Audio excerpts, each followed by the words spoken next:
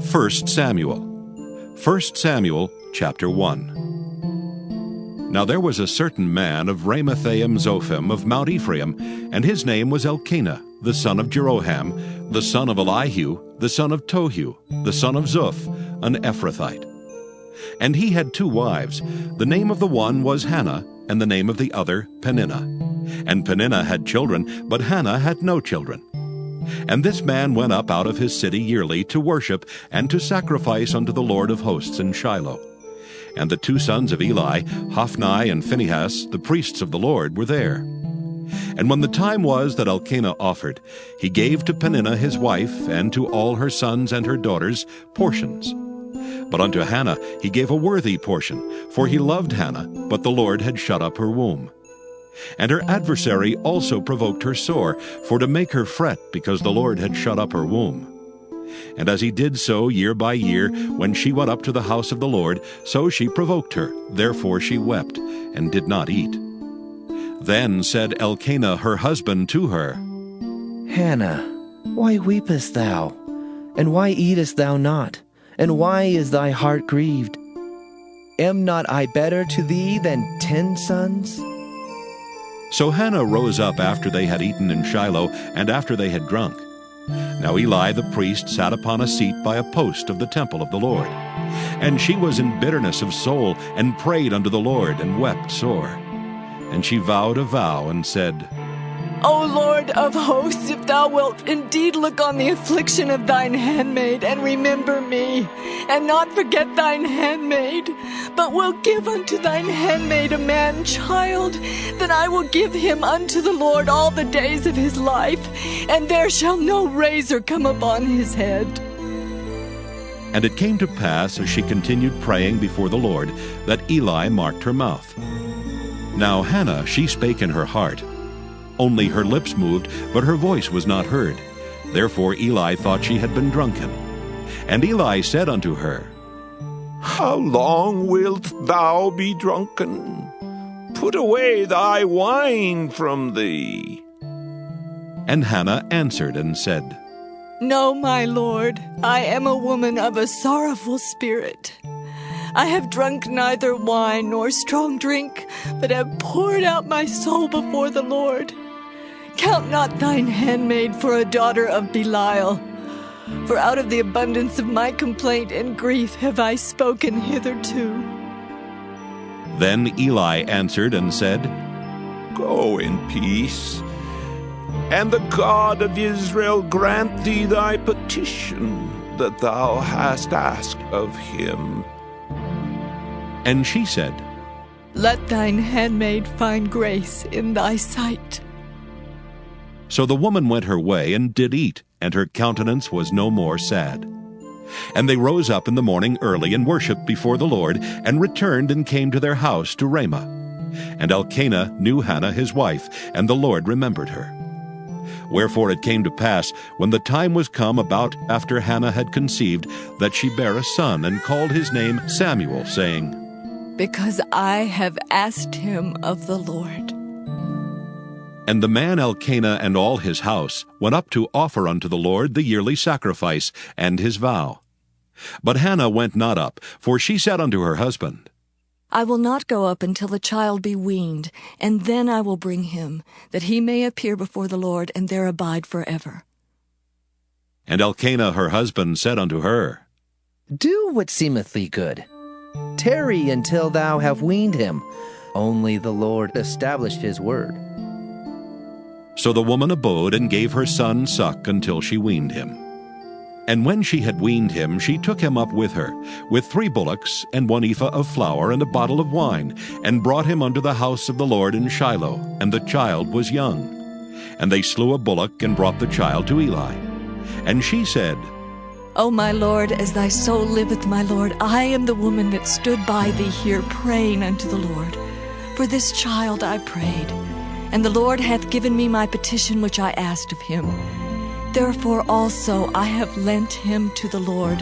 As long as he liveth, he shall be lent to the Lord. And he worshipped the Lord there. 1 Samuel chapter 2. And Hannah prayed and said, My heart rejoiceth in the Lord. Mine horn is exalted in the Lord. My mouth is enlarged over mine enemies, because I rejoice in thy salvation. There is none holy as the Lord, for there is none beside thee. Neither is there any rock like our God. Talk no more so exceeding proudly. Let not arrogancy come out of your mouth, for the Lord is a God of knowledge, and by him actions are weighed. The bows of the mighty men are broken, and they that stumbled are girded with strength. They that were full have hired out themselves for bread, and they that were hungry ceased, so that the barren hath borne 7, and she that hath many children is waxed feeble. The Lord killeth and maketh alive. He bringeth down to the grave and bringeth up. The Lord maketh poor and maketh rich. He bringeth low and lifteth up. He raiseth up the poor out of the dust, and lifteth up the beggar from the dunghill, to set them among princes, and to make them inherit the throne of glory. For the pillars of the earth are the Lord's, and he hath set the world upon them.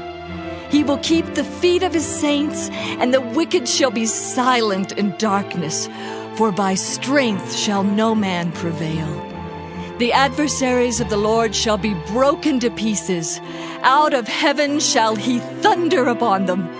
The Lord shall judge the ends of the earth, and he shall give strength unto his king, and exalt the horn of his anointed. And Elkanah went to Ramah to his house, and the child did minister unto the Lord before Eli the priest. Now the sons of Eli were sons of Belial. They knew not the Lord. And the priest's custom with the people was that when any man offered sacrifice, the priest's servant came while the flesh was in seething, with a flesh hook of 3 teeth in his hand. And he struck it into the pan or kettle or cauldron or pot. All that the flesh hook brought up the priest took for himself. So they did in Shiloh unto all the Israelites that came thither. Also before they burnt the fat, the priest's servant came and said to the man that sacrificed, Give flesh to roast for the priest, for he will not have sodden flesh of thee, but raw. And if any man said unto him, Let them not fail to burn the fat presently, and then take as much as thy soul desireth. Then he would answer him, Nay, but thou shalt give it me now, and if not, I will take it by force. Wherefore the sin of the young men was very great before the Lord, for men abhorred the offering of the Lord. But Samuel ministered before the Lord, being a child girded with a linen ephod.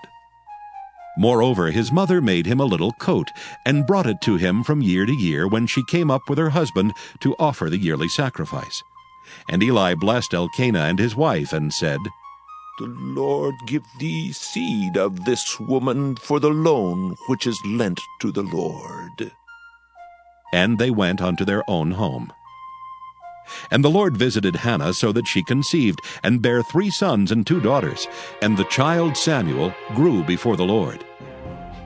Now Eli was very old, and heard all that his sons did unto all Israel, and how they lay with the women that assembled at the door of the tabernacle of the congregation. And he said unto them, Why do ye such things? For I hear of your evil dealings by all this people.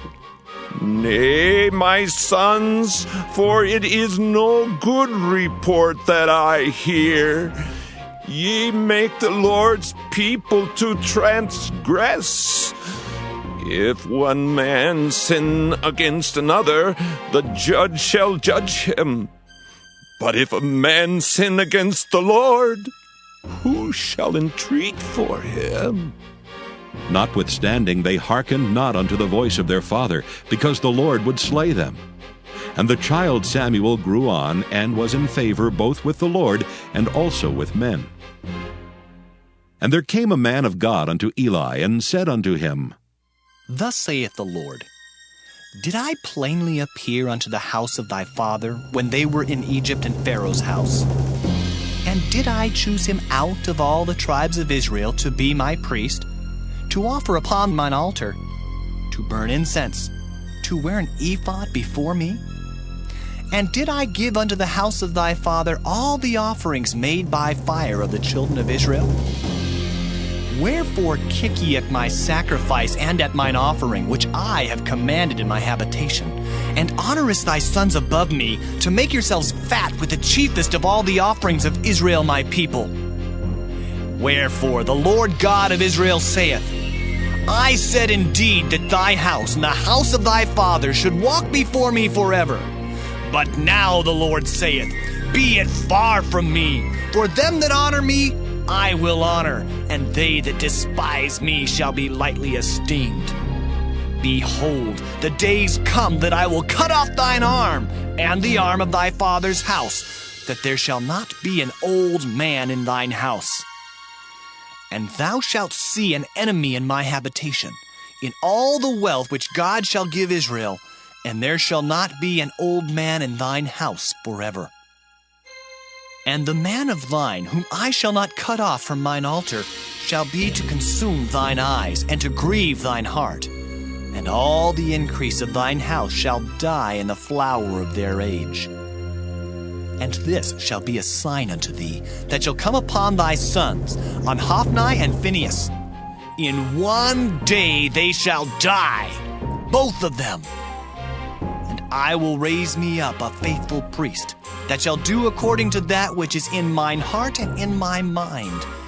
And I will build him a sure house, and he shall walk before mine anointed forever.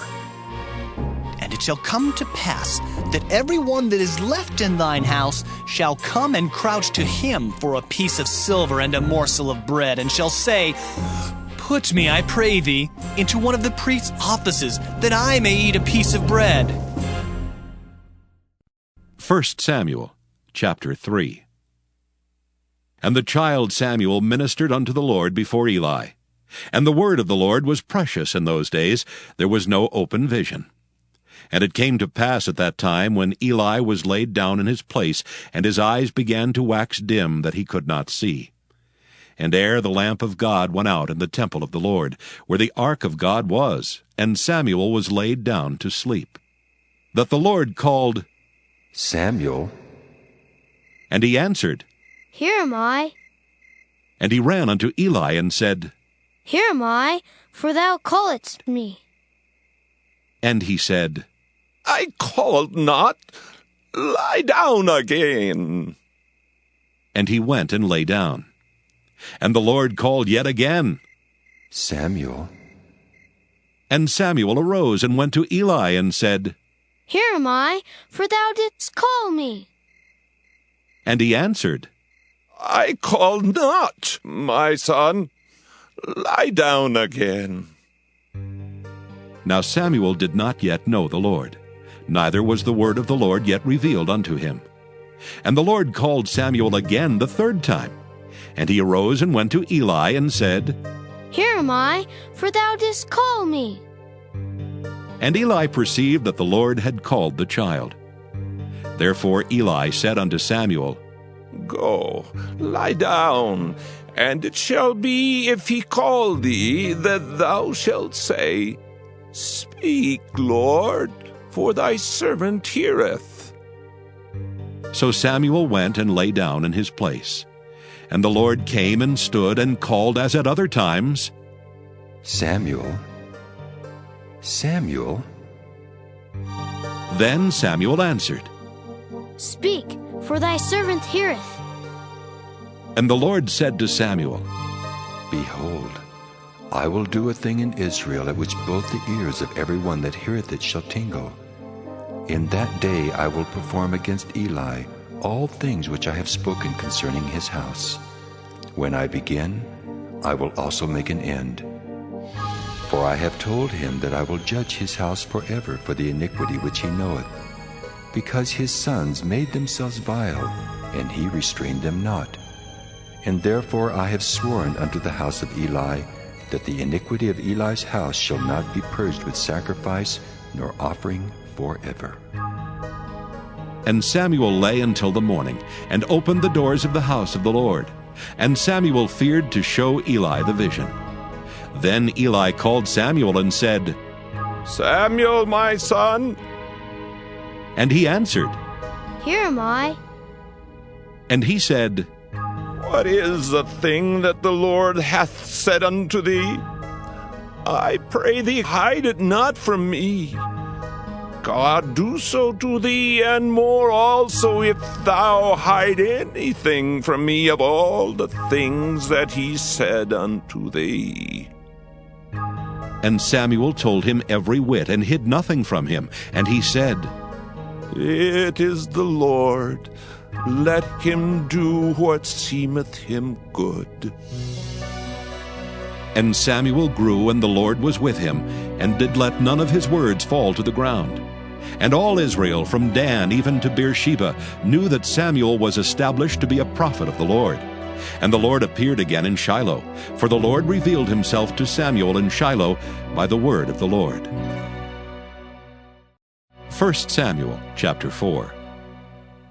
And the word of Samuel came to all Israel. Now Israel went out against the Philistines to battle, and pitched beside Ebenezer. And the Philistines pitched in Aphek. And the Philistines put themselves in array against Israel. And when they joined battle, Israel was smitten before the Philistines, and they slew of the army in the field about 4,000 men. And when the people were come into the camp, the elders of Israel said, Wherefore hath the Lord smitten us today before the Philistines? Let us fetch the ark of the covenant of the Lord out of Shiloh unto us, that when it cometh among us, it may save us out of the hand of our enemies. So the people sent to Shiloh, that they might bring from thence the ark of the covenant of the Lord of hosts, which dwelleth between the cherubims. And the two sons of Eli, Hophni and Phinehas, were there with the ark of the covenant of God. And when the ark of the covenant of the Lord came into the camp, all Israel shouted with a great shout, so that the earth rang again. And when the Philistines heard the noise of the shout, they said, What meaneth the noise of this great shout in the camp of the Hebrews? And they understood that the ark of the Lord was come into the camp. And the Philistines were afraid, for they said, God is come into the camp. And they said, Woe unto us, for there hath not been such a thing heretofore. Woe unto us! Who shall deliver us out of the hand of these mighty gods? These are the gods that smote the Egyptians with all the plagues in the wilderness. Be strong and quit yourselves like men, O ye Philistines, that ye be not servants unto the Hebrews, as they have been to you. Quit yourselves like men and fight! And the Philistines fought, and Israel was smitten, and they fled every man into his tent. And there was a very great slaughter, for there fell of Israel 30,000 footmen. And the ark of God was taken, and the two sons of Eli, Hophni and Phinehas, were slain. And there ran a man of Benjamin out of the army, and came to Shiloh the same day with his clothes rent, and with earth upon his head. And when he came, lo, Eli sat upon a seat by the wayside watching. For his heart trembled for the ark of God. And when the man came into the city and told it, all the city cried out. And when Eli heard the noise of the crying, he said, What meaneth the noise of this tumult? And the man came in hastily and told Eli. Now Eli was 98 years old, and his eyes were dim that he could not see. And the man said unto Eli, I am he that came out of the army, and I fled today out of the army. And he said, What is there done, my son? And the messenger answered and said, Israel is fled before the Philistines, and there hath been also a great slaughter among the people. And thy two sons also, Hophni and Phinehas, are dead, and the ark of God is taken. And it came to pass, when he made mention of the ark of God, that he fell from off the seat backward by the side of the gate, and his neck brake, and he died. For he was an old man and heavy, and he had judged Israel 40 years. And his daughter-in-law, Phinehas' wife, was with child near to be delivered. And when she heard the tidings that the ark of God was taken, and that her father-in-law and her husband were dead, she bowed herself and travailed, for her pains came upon her. And about the time of her death, the women that stood by her said unto her, Fear not, for thou hast borne a son. But she answered not, neither did she regard it. And she named the child Ichabod, saying, The glory is departed from Israel. Because the ark of God was taken, and because of her father-in-law and her husband. And she said, The glory is departed from Israel, for the ark of God is taken. 1 Samuel chapter 5. And the Philistines took the ark of God and brought it from Ebenezer unto Ashdod. When the Philistines took the ark of God, they brought it into the house of Dagon, and set it by Dagon. And when they of Ashdod arose early on the morrow, behold, Dagon was fallen upon his face to the earth before the ark of the Lord. And they took Dagon, and set him in his place again. And when they arose early on the morrow morning, behold, Dagon was fallen upon his face to the ground before the ark of the Lord. And the head of Dagon and both the palms of his hands were cut off upon the threshold. Only the stump of Dagon was left to him. Therefore neither the priests of Dagon, nor any that come into Dagon's house, tread on the threshold of Dagon in Ashdod unto this day. But the hand of the Lord was heavy upon them of Ashdod, and he destroyed them, and smote them with emerods, even Ashdod and the coasts thereof.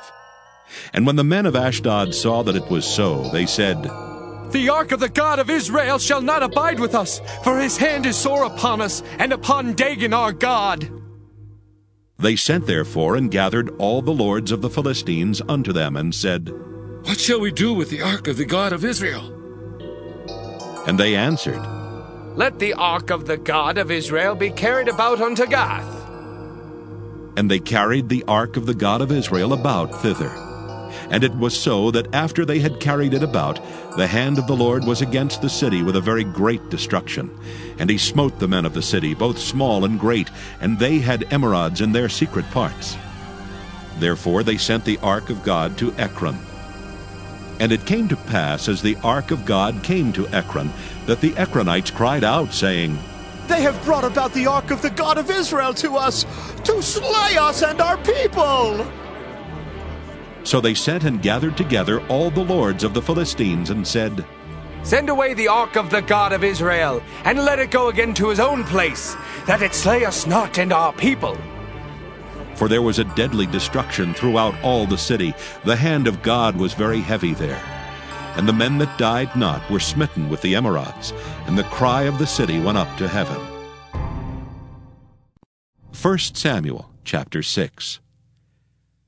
And the ark of the Lord was in the country of the Philistines 7 months. And the Philistines called for the priests and the diviners, saying, What shall we do to the ark of the Lord? Tell us wherewith we shall send it to his place. And they said, If ye send away the ark of the God of Israel, send it not empty, but in any wise return him a trespass offering. Then ye shall be healed, and it shall be known to you why his hand is not removed from you. Then said they, What shall be the trespass offering which we shall return to him?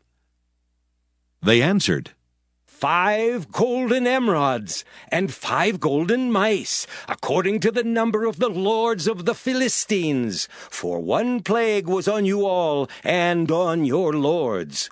Wherefore ye shall make images of your emerods, and images of your mice, that mar the land, and ye shall give glory unto the God of Israel. Peradventure he will lighten his hand from off you, and from off your gods, and from off your land. Wherefore then do ye harden your hearts, as the Egyptians and Pharaoh hardened their hearts? When he had wrought wonderfully among them, did they not let the people go, and they departed? Now therefore make a new cart, and take 2 milch kine, on which there hath come no yoke, and tie the kine to the cart, and bring their calves home from them.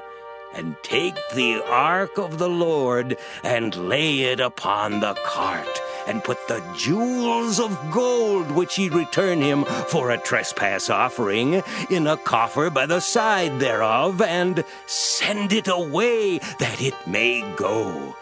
and see if it goeth up by the way of his own coast to Bethshemesh. Then he hath done us this great evil. But if not, then we shall know that it is not his hand that smote us. It was a chance that happened to us. And the men did so, and took 2 milch kine, and tied them to the cart, and shut up their calves at home. And they laid the ark of the Lord upon the cart, and the coffer with the mice of gold and the images of their emerods. And the kine took the straight way to the way of Bethshemesh, and went along the highway, lowing as they went, and turned not aside to the right hand or to the left. And the lords of the Philistines went after them unto the border of Bethshemesh.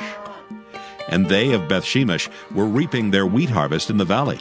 And they lifted up their eyes, and saw the ark, and rejoiced to see it. And the cart came into the field of Joshua, a Bethshemite, and stood there, where there was a great stone. And they clave the wood of the cart, and offered the kine a burnt offering unto the Lord. And the Levites took down the ark of the Lord, and the coffer that was with it, wherein the jewels of gold were, and put them on the great stone. And the men of Bethshemesh offered burnt offerings and sacrificed sacrifices the same day unto the Lord.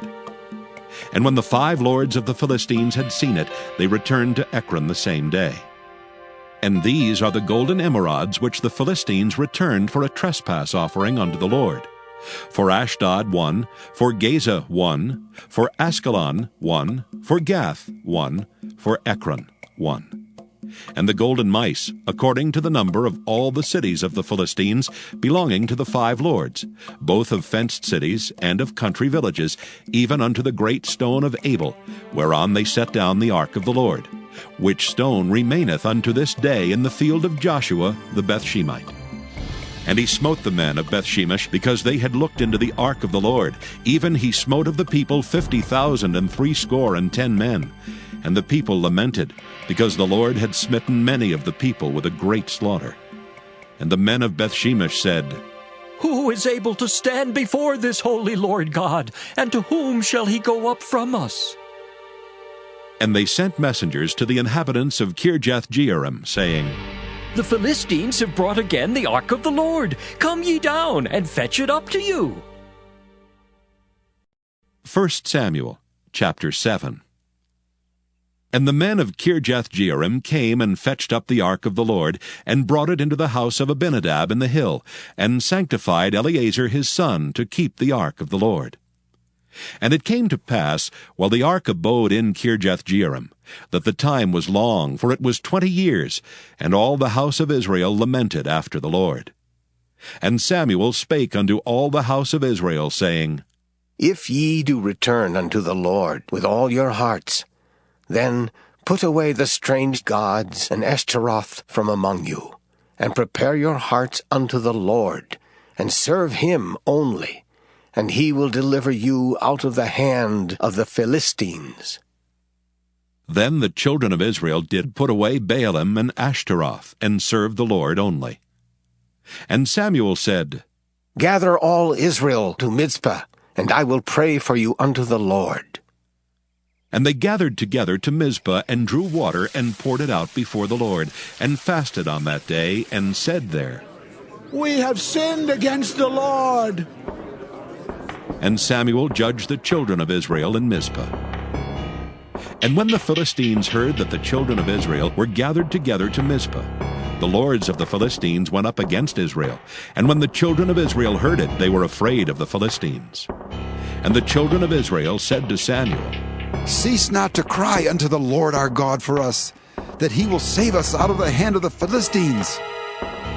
And Samuel took a sucking lamb, and offered it for a burnt offering wholly unto the Lord. And Samuel cried unto the Lord for Israel, and the Lord heard him. And as Samuel was offering up the burnt offering, the Philistines drew near to battle against Israel. But the Lord thundered with a great thunder on that day upon the Philistines, and discomfited them, and they were smitten before Israel. And the men of Israel went out of Mizpah, and pursued the Philistines, and smote them until they came under Bethkar.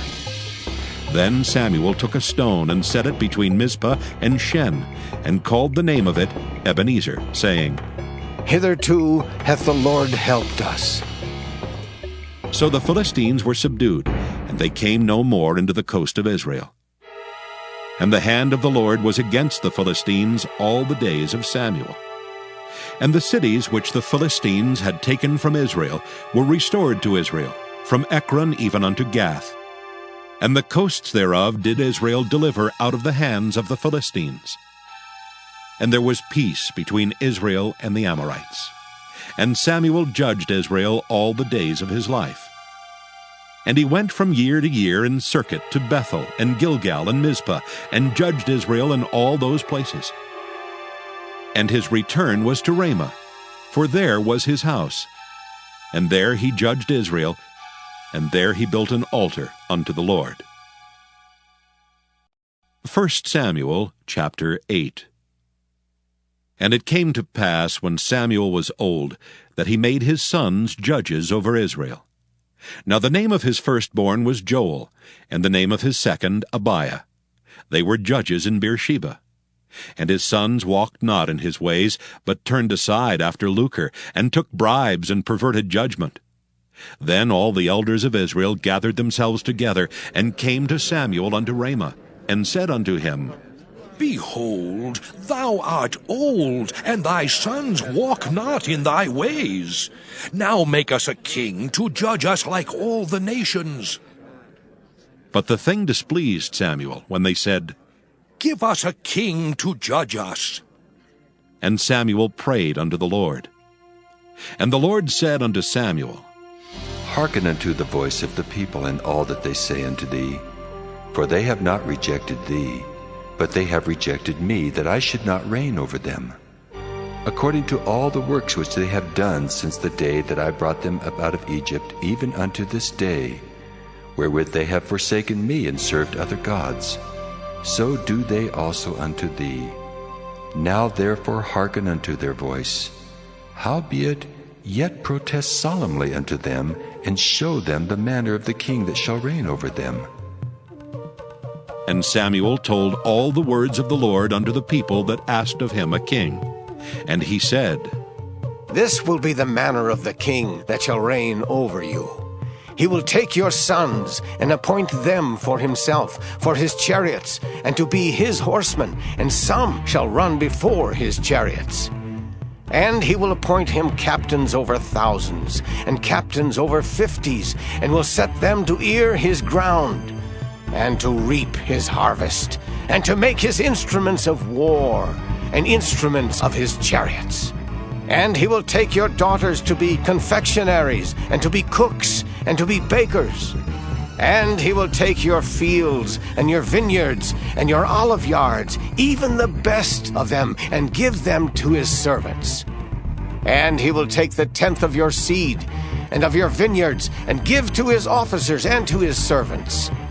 And he will take your men servants, and your maidservants, and your goodliest young men, and your asses, and put them to his work. He will take the 10th of your sheep, and ye shall be his servants. And ye shall cry out in that day because of your king, which ye shall have chosen you, and the Lord will not hear you in that day. Nevertheless, the people refused to obey the voice of Samuel, and they said, Nay, but we will have a king over us, that we also may be like all the nations, and that our king may judge us and go out before us and fight our battles. And Samuel heard all the words of the people, and he rehearsed them in the ears of the Lord. And the Lord said to Samuel, Hearken unto their voice, and make them a king. And Samuel said unto the men of Israel, Go ye every man unto his city. 1 Samuel chapter 9. Now there was a man of Benjamin whose name was Kish, the son of Abiel, the son of Zeror, the son of Bechorath, the son of Aphiah, a Benjamite, a mighty man of power. And he had a son whose name was Saul, a choice young man and a goodly. And there was not among the children of Israel a goodlier person than he. From his shoulders and upward he was higher than any of the people. And the asses of Kish Saul's father were lost. And Kish said to Saul his son, Take now one of the servants with thee, and arise, go seek the asses. And he passed through Mount Ephraim, and passed through the land of Shalisha, but they found them not. Then they passed through the land of Shalem, and there they were not. And he passed through the land of the Benjamites, but they found them not. And when they were come to the land of Zuph, Saul said to his servant that was with him, Come, and let us return, lest my father leave caring for the asses, and take thought for us. And he said unto him, Behold now, there is in this city a man of God, and he is an honorable man. All that he saith cometh surely to pass.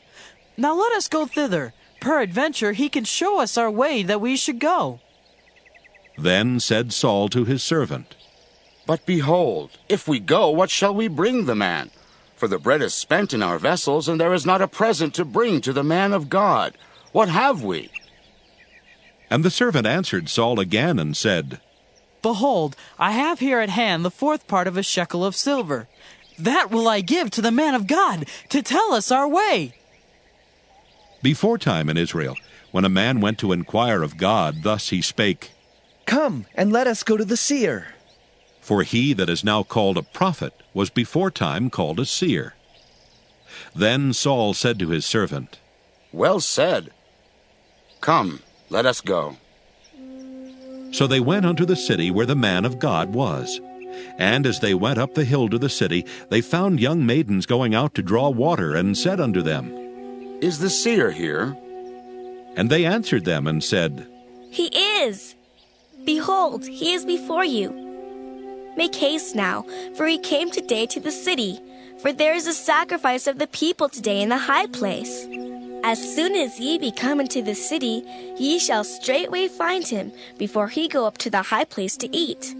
For the people will not eat until he come, because he doth bless the sacrifice, and afterwards they eat that be bidden. Now therefore get you up, for about this time ye shall find him. And they went up into the city.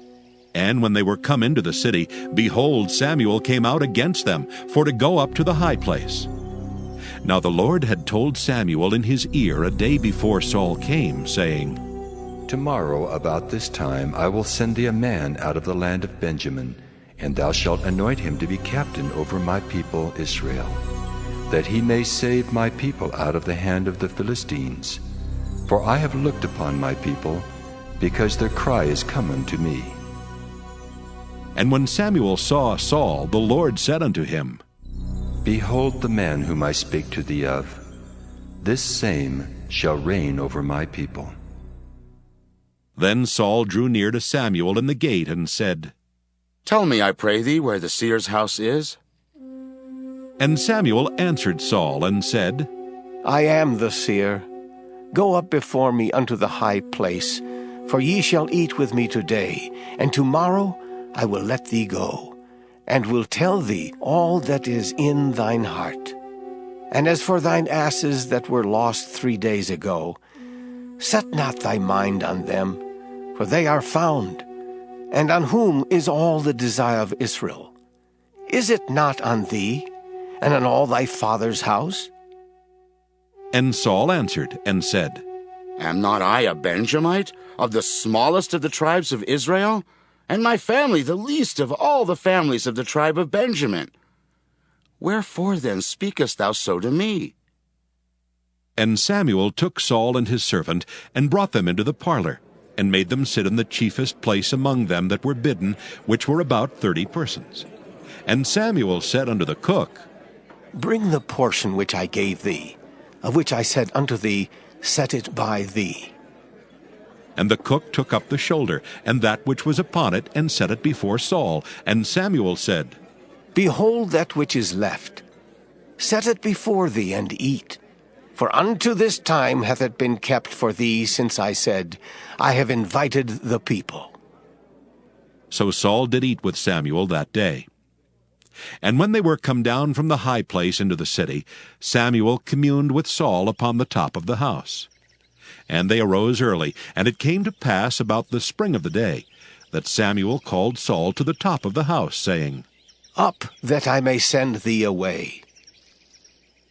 And Saul arose, and they went out both of them, he and Samuel, abroad. And as they were going down to the end of the city, Samuel said to Saul, Bid the servant pass on before us. And he passed on. But stand thou still a while, that I may show thee the word of God. 1 Samuel chapter 10. Then Samuel took a vial of oil and poured it upon his head, and kissed him, and said, Is it not because the Lord hath anointed thee to be captain over his inheritance? When thou art departed from me today, then thou shalt find 2 men by Rachel's sepulchre in the border of Benjamin at Zelzah. And they will say unto thee, The asses which thou wentest to seek are found, and lo, thy father hath left the care of the asses, and sorroweth for you, saying, What shall I do for my son?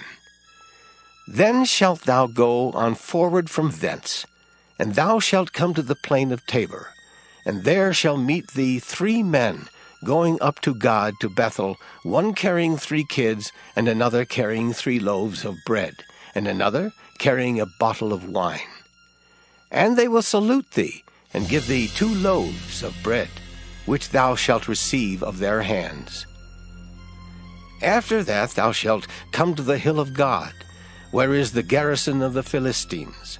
And it shall come to pass, when thou art come thither to the city, that thou shalt meet a company of prophets coming down from the high place with a psaltery and a tabret and a pipe and a harp before them, and they shall prophesy. And the Spirit of the Lord will come upon thee, and thou shalt prophesy with them, and shalt be turned into another man. And let it be, when these signs are come unto thee, that thou do as occasion serve thee, for God is with thee. And thou shalt go down before me to Gilgal, and behold, I will come down unto thee, to offer burnt offerings, and to sacrifice sacrifices of peace offerings. 7 days shalt thou tarry, till I come to thee, and show thee what thou shalt do. And it was so that when he had turned his back to go from Samuel, God gave him another heart. And all those signs came to pass that day. And when they came thither to the hill, behold, a company of prophets met him, and the Spirit of God came upon him, and he prophesied among them. And it came to pass, when all that knew him beforetime saw that, behold, he prophesied among the prophets, then the people said to one another, What is this that is come unto the son of Kish? Is Saul also among the prophets? And one of the same place answered and said, But who is their father? Therefore it became a proverb, Is Saul also among the prophets? And when he had made an end of prophesying, he came to the high place. And Saul's uncle said unto him and to his servant, Whither went ye? And he said, To seek the asses. And when we saw that they were nowhere, we came to Samuel. And Saul's uncle said, Tell me, I pray thee, what Samuel said unto you. And Saul said unto his uncle, He told us plainly that the asses were found. But of the matter of the kingdom whereof Samuel spake he told him not. And Samuel called the people together unto the Lord to Mizpah, and said unto the children of Israel, Thus saith the Lord God of Israel, I brought up Israel out of Egypt, and delivered you out of the hand of the Egyptians, and out of the hand of all kingdoms, and of them that oppressed you. And ye have this day rejected your God, who himself saved you out of all your adversities and your tribulations, and ye have said unto him, Nay, but set a king over us. Now therefore present yourselves before the Lord by your tribes and by your thousands. And when Samuel had caused all the tribes of Israel to come near, the tribe of Benjamin was taken. When he had caused the tribe of Benjamin to come near by their families, the family of Matri was taken, and Saul the son of Kish was taken. And when they sought him, he could not be found. Therefore they inquired of the Lord further, if the man should yet come thither. And the Lord answered, Behold, he hath hid himself among the stuff. And they ran and fetched him thence. And when he stood among the people, he was higher than any of the people from his shoulders and upward. And Samuel said to all the people, See ye him whom the Lord hath chosen. that there is none like him among all the people. And all the people shouted and said, God save the king! Then Samuel told the people the manner of the kingdom, and wrote it in a book, and laid it up before the Lord. And Samuel sent all the people away, every man to his house. And Saul also went home to Gibeah, and there went with him a band of men whose hearts God had touched. But the children of Belial said, How shall this man save us? And they despised him, and brought him no presents, but he held his peace. 1 Samuel chapter 11. Then Nahash the Ammonite came up, and encamped against Jabesh-Gilead, and all the men of Jabesh said unto Nahash, Make a covenant with us, and we will serve thee. And Nahash the Ammonite answered them, On this condition will I make a covenant with you, that I may thrust out all your right eyes, and lay it for a reproach upon all Israel. And the elders of Jabesh said unto him, Give us 7 days' respite, that we may send messengers unto all the coasts of Israel. And then, if there be no man to save us, we will come out to thee. Then came the messengers to Gibeah of Saul, and told the tidings in the ears of the people. And all the people lifted up their voices and wept. And behold, Saul came after the herd out of the field, and Saul said, What aileth the people that they weep? And they told him the tidings of the men of Jabesh. And the Spirit of God came upon Saul when he heard those tidings, and his anger was kindled greatly. And he took a yoke of oxen, and hewed them in pieces, and sent them throughout all the coasts of Israel by the hands of messengers, saying, Whosoever cometh not forth after Saul and after Samuel, so shall it be done unto his oxen. And the fear of the Lord fell on the people, and they came out with one consent. And when he numbered them in Bezek, the children of Israel were 300,000, and the men of Judah 30,000. And they said unto the messengers that came, Thus shall ye say unto the men of Jabesh-Gilead, Tomorrow by that time the sun be hot, ye shall have help. And the messengers came and showed it to the men of Jabesh, and they were glad. Therefore the men of Jabesh said, Tomorrow we will come out unto you, and ye shall do with us all that seemeth good unto you.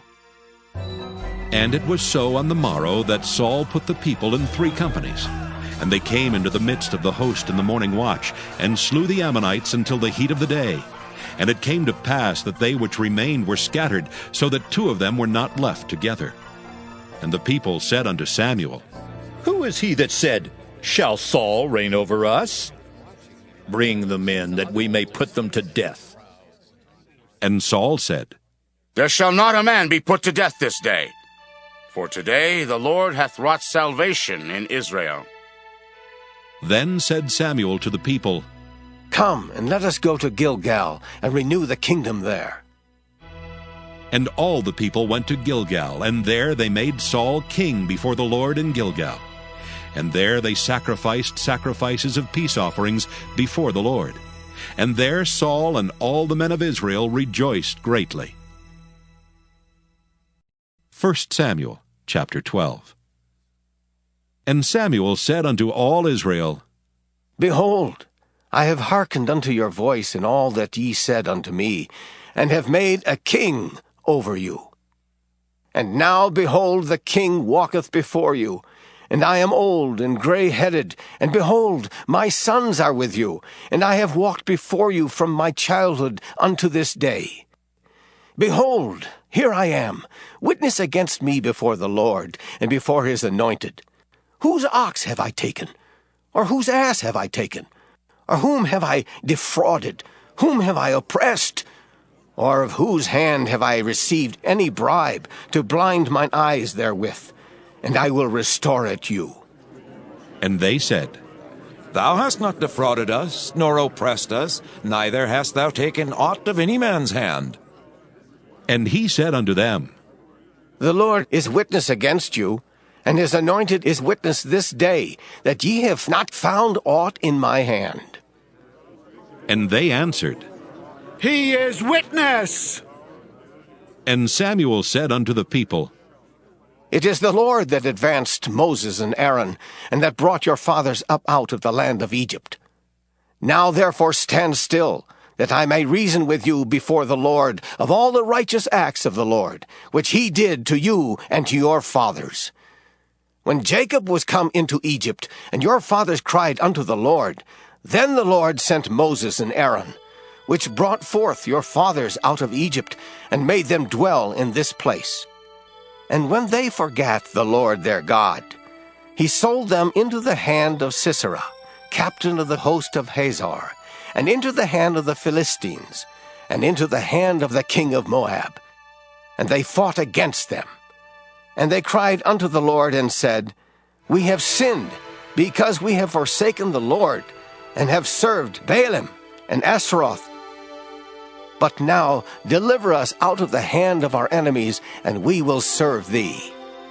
And the Lord sent Jerubbaal, and Bedan, and Jephthah, and Samuel, and delivered you out of the hand of your enemies on every side, and ye dwelled safe. And when ye saw that Nahash, the king of the children of Ammon, came against you, ye said unto me, Nay, but a king shall reign over us, when the Lord your God was your king. Now, therefore, behold the king whom ye have chosen, and whom ye have desired. And behold, the Lord hath set a king over you. If ye will fear the Lord, and serve him, and obey his voice, and not rebel against the commandment of the Lord, then shall both ye and also the king that reigneth over you continue following the Lord your God. But if ye will not obey the voice of the Lord, but rebel against the commandment of the Lord, then shall the hand of the Lord be against you, as it was against your fathers. Now, therefore, stand and see this great thing, which the Lord will do before your eyes. Is it not wheat harvest today? I will call unto the Lord, and he shall send thunder and rain, that ye may perceive, and see that your wickedness is great, which ye have done in the sight of the Lord, in asking you a king. So Samuel called unto the Lord, and the Lord sent thunder and rain that day, and all the people greatly feared the Lord and Samuel. And all the people said unto Samuel, Pray for thy servants unto the Lord thy God, that we die not. For we have added unto all our sins this evil, to ask us a king. And Samuel said unto the people, Fear not. Ye have done all this wickedness, yet turn not aside from following the Lord, but serve the Lord with all your heart. And turn ye not aside, for then should ye go after vain things, which cannot profit nor deliver, for they are vain. For the Lord will not forsake his people for his great name's sake, because it hath pleased the Lord to make you his people. Moreover, as for me, God forbid that I should sin against the Lord in ceasing to pray for you, but I will teach you the good and the right way. Only fear the Lord, and serve him in truth with all your heart, for consider how great things he hath done for you. But if ye shall still do wickedly, ye shall be consumed, both ye and your king. 1 Samuel chapter 13. Saul reigned 1 year. And when he had reigned 2 years over Israel, Saul chose him 3,000 men of Israel, whereof 2,000 were with Saul in Michmash and in Mount Bethel, and 1,000 were with Jonathan in Gibeah of Benjamin. And the rest of the people he sent every man to his tent. And Jonathan smote the garrison of the Philistines that was in Gibeah, and the Philistines heard of it. And Saul blew the trumpet throughout all the land, saying, Let the Hebrews hear. And all Israel heard say that Saul had smitten a garrison of the Philistines, and that Israel also was had an abomination with the Philistines. And the people were called together after Saul to Gilgal. And the Philistines gathered themselves together to fight with Israel, 30,000 chariots, and 6,000 horsemen, and people as the sand which is on the seashore in multitude. And they came up and pitched in Michmash, eastward from Bethaven. When the men of Israel saw that they were in a strait, for the people were distressed, Then the people did hide themselves in caves and in thickets, and in rocks, and in high places, and in pits. And some of the Hebrews went over Jordan to the land of Gad and Gilead. As for Saul, he was yet in Gilgal, and all the people followed him trembling. And he tarried 7 days, according to the set time that Samuel had appointed. But Samuel came not to Gilgal, and the people were scattered from him. And Saul said, Bring hither a burnt offering to me, and peace offerings. And he offered the burnt offering. And it came to pass that as soon as he had made an end of offering the burnt offering, behold, Samuel came, and Saul went out to meet him, that he might salute him. And Samuel said, What hast thou done? And Saul said, Because I saw that the people were scattered from me, and that thou camest not within the days appointed, and that the Philistines gathered themselves together at Michmash. Therefore, said I, the Philistines will come down now upon me to Gilgal, and I have not made supplication unto the Lord. I forced myself, therefore, and offered a burnt offering. And Samuel said to Saul, Thou hast done foolishly. Thou hast not kept the commandment of the Lord thy God, which he commanded thee. For now would the Lord have established thy kingdom upon Israel forever. But now thy kingdom shall not continue. The Lord hath sought him a man after his own heart, and the Lord hath commanded him to be captain over his people, because thou hast not kept that which the Lord commanded thee. And Samuel arose and gat him up from Gilgal unto Gibeah of Benjamin. And Saul numbered the people that were present with him, about 600 men. And Saul and Jonathan his son, and the people that were present with them, abode in Gibeah of Benjamin. But the Philistines encamped in Michmash. And the spoilers came out of the camp of the Philistines in 3 companies. 1 company turned unto the way that leadeth to Ophrah, unto the land of Shual. And another company turned the way to Bethhoron. And another company turned to the way of the border that looketh to the valley of Zeboim toward the wilderness. Now there was no smith found throughout all the land of Israel, for the Philistines said, Lest the Hebrews make them swords or spears.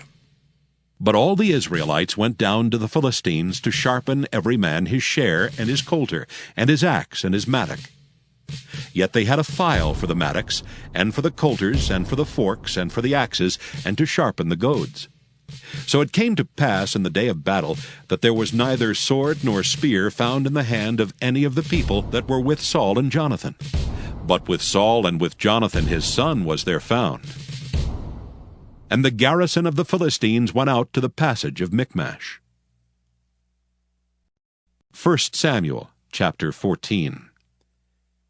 Now it came to pass upon a day that Jonathan the son of Saul said unto the young man that bare his armor, Come, and let us go over to the Philistines' garrison that is on the other side. But he told not his father. And Saul tarried in the uttermost part of Gibeah under a pomegranate tree, which is in Migron. And the people that were with him were about 600 men. And Ahiah the son of Ahitub, Ichabod's brother, the son of Phinehas, the son of Eli, the Lord's priest in Shiloh, wearing an ephod. And the people knew not that Jonathan was gone. And between the passages by which Jonathan sought to go over unto the Philistines' garrison, there was a sharp rock on the one side, and a sharp rock on the other side. And the name of one was Bozez, and the name of the other Seneh. The forefront of the one was situate northward over against Michmash, and the other southward over against Gibeah. And Jonathan said to the young man that bare his armor, Come, and let us go over unto the garrison of these uncircumcised. It may be that the Lord will work for us. For there is no restraint to the Lord to save by many or by few. And his armor-bearer said unto him, Do all that is in thine heart. Turn thee. Behold, I am with thee according to thy heart. Then said Jonathan, Behold, we will pass over unto these men, and we will discover ourselves unto them.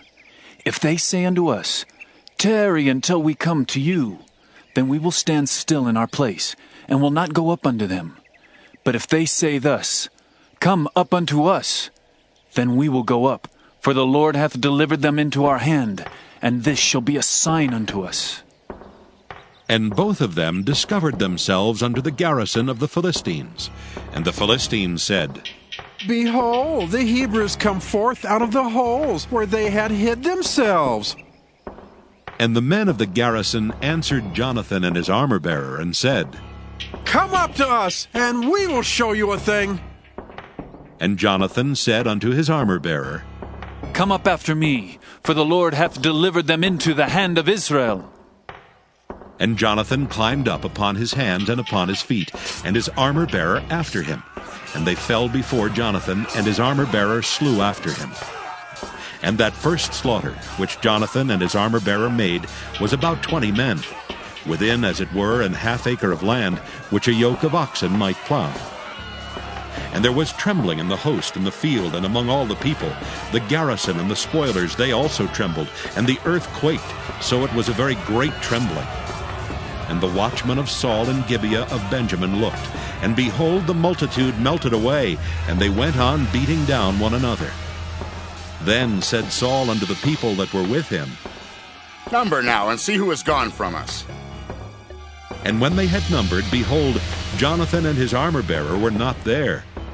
And Saul said unto Ahiah, Bring hither the ark of God. For the ark of God was at that time with the children of Israel. And it came to pass, while Saul talked unto the priest, that the noise that was in the host of the Philistines went on and increased. And Saul said unto the priest, Withdraw thine hand. And Saul and all the people that were with him assembled themselves. And they came to the battle. And behold, every man's sword was against his fellow, and there was a very great discomfiture. Moreover, the Hebrews that were with the Philistines before that time, which went up with them into the camp from the country round about, even they also turned to be with the Israelites that were with Saul and Jonathan. Likewise, all the men of Israel which had hid themselves in Mount Ephraim, when they heard that the Philistines fled, even they also followed hard after them in the battle. So the Lord saved Israel that day, and the battle passed over unto Bethaven. And the men of Israel were distressed that day, for Saul had adjured the people, saying, Cursed be the man that eateth any food until evening, that I may be avenged on mine enemies. So none of the people tasted any food. And all they of the land came to a wood, and there was honey upon the ground. And when the people were come into the wood, behold, the honey dropped, but no man put his hand to his mouth, for the people feared the oath. But Jonathan heard not when his father charged the people with the oath. Wherefore he put forth the end of the rod that was in his hand, and dipped it in an honeycomb, and put his hand to his mouth, and his eyes were enlightened. Then answered one of the people, and said, Thy father straitly charged the people with an oath, saying, Cursed be the man that eateth any food this day. And the people were faint. Then said Jonathan, My father hath troubled the land. See, I pray you, how mine eyes have been enlightened, because I tasted a little of this honey. How much more, if haply the people had eaten freely today of the spoil of their enemies which they found? For had there not been now a much greater slaughter among the Philistines? And they smote the Philistines that day from Michmash to Ajalon, and the people were very faint. And the people flew upon the spoil, and took sheep and oxen and calves, and slew them on the ground, and the people did eat them with the blood. Then they told Saul, saying, Behold, the people sin against the Lord, in that they eat with the blood. And he said, Ye have transgressed. Roll a great stone unto me this day. And Saul said, Disperse yourselves among the people, and say unto them, Bring me hither every man his ox, and every man his sheep, and slay them here, and eat, and sin not against the Lord in eating with the blood. And all the people brought every man his ox with him that night, and slew them there. And Saul built an altar unto the Lord. The same was the first altar that he built unto the Lord. And Saul said, Let us go down after the Philistines by night, and spoil them until the morning light, and let us not leave a man of them. And they said, Do whatsoever seemeth good unto thee. Then said the priest, let us draw near hither unto God. And Saul asked counsel of God. Shall I go down after the Philistines? Wilt thou deliver them into the hand of Israel? But he answered him not that day. And Saul said, Draw ye near hither, all the chief of the people, and know and see wherein this sin hath been this day. For as the Lord liveth, which saveth Israel, though it be in Jonathan my son, he shall surely die. But there was not a man among all the people that answered him. Then said he unto all Israel, Be ye on one side, and I and Jonathan my son will be on the other side. And the people said unto Saul, Do what seemeth good unto thee. Therefore Saul said unto the Lord God of Israel, Give a perfect lot. And Saul and Jonathan were taken, but the people escaped. And Saul said, Cast lots between me and Jonathan my son. And Jonathan was taken. Then Saul said to Jonathan, Tell me what thou hast done. And Jonathan told him and said, I did but taste a little honey with the end of the rod that was in mine hand, and lo, I must die. And Saul answered, God do so, and more also, for thou shalt surely die, Jonathan. And the people said unto Saul, Shall Jonathan die, who hath wrought this great salvation in Israel? God forbid! As the Lord liveth, there shall not one hair of his head fall to the ground, for he hath wrought with God this day. So the people rescued Jonathan, that he died not. Then Saul went up from following the Philistines, and the Philistines went to their own place. So Saul took the kingdom over Israel, and fought against all his enemies on every side, against Moab, and against the children of Ammon, and against Edom, and against the kings of Zobah, and against the Philistines. And whithersoever he turned himself, he vexed them. And he gathered an host, and smote the Amalekites, and delivered Israel out of the hands of them that spoiled them. Now the sons of Saul were Jonathan, and Ishuai, and Malchishua. And the names of his 2 daughters were these: the name of the firstborn, Merab, and the name of the younger, Michal. And the name of Saul's wife was Ahinoam, the daughter of Ahimaaz. And the name of the captain of his host was Abner, the son of Ner, Saul's uncle. And Kish was the father of Saul, and Ner the father of Abner was the son of Abiel. And there was sore war against the Philistines all the days of Saul. And when Saul saw any strong man or any valiant man, he took him unto him. 1 Samuel chapter 15. Samuel also said unto Saul, The Lord sent me to anoint thee to be king over his people, over Israel. Now therefore hearken thou unto the voice of the words of the Lord. Thus saith the Lord of hosts, I remember that which Amalek did to Israel, how he laid wait for him in the way when he came up from Egypt. Now go, and smite Amalek, and utterly destroy all that they have, and spare them not, but slay both man and woman, infant and suckling, ox and sheep, camel and ass. And Saul gathered the people together, and numbered them in Telaim 200,000 footmen, and 10,000 men of Judah. And Saul came to a city of Amalek, and laid wait in the valley. And Saul said unto the Kenites, Go, depart, get you down from among the Amalekites, lest I destroy you with them. For ye showed kindness to all the children of Israel when they came up out of Egypt. So the Kenites departed from among the Amalekites. And Saul smote the Amalekites from Havilah until thou comest to Shur, that is over against Egypt. And he took Agag, the king of the Amalekites, alive, and utterly destroyed all the people with the edge of the sword. But Saul and the people spared Agag, and the best of the sheep, and of the oxen, and of the fatlings, and the lambs, and all that was good, and would not utterly destroy them. But everything that was vile and refuse, that they destroyed utterly. Then came the word of the Lord unto Samuel, saying, It repenteth me that I have set up Saul to be king, for he is turned back from following me, and hath not performed my commandments. And it grieved Samuel, and he cried unto the Lord all night. And when Samuel rose early to meet Saul in the morning, it was told Samuel, saying, Saul came to Carmel, and behold, he set him up a place, and is gone about, and passed on and gone down to Gilgal. And Samuel came to Saul, and Saul said unto him, Blessed be thou of the Lord. I have performed the commandment of the Lord. And Samuel said, What meaneth then this bleating of the sheep in mine ears, and the lowing of the oxen which I hear?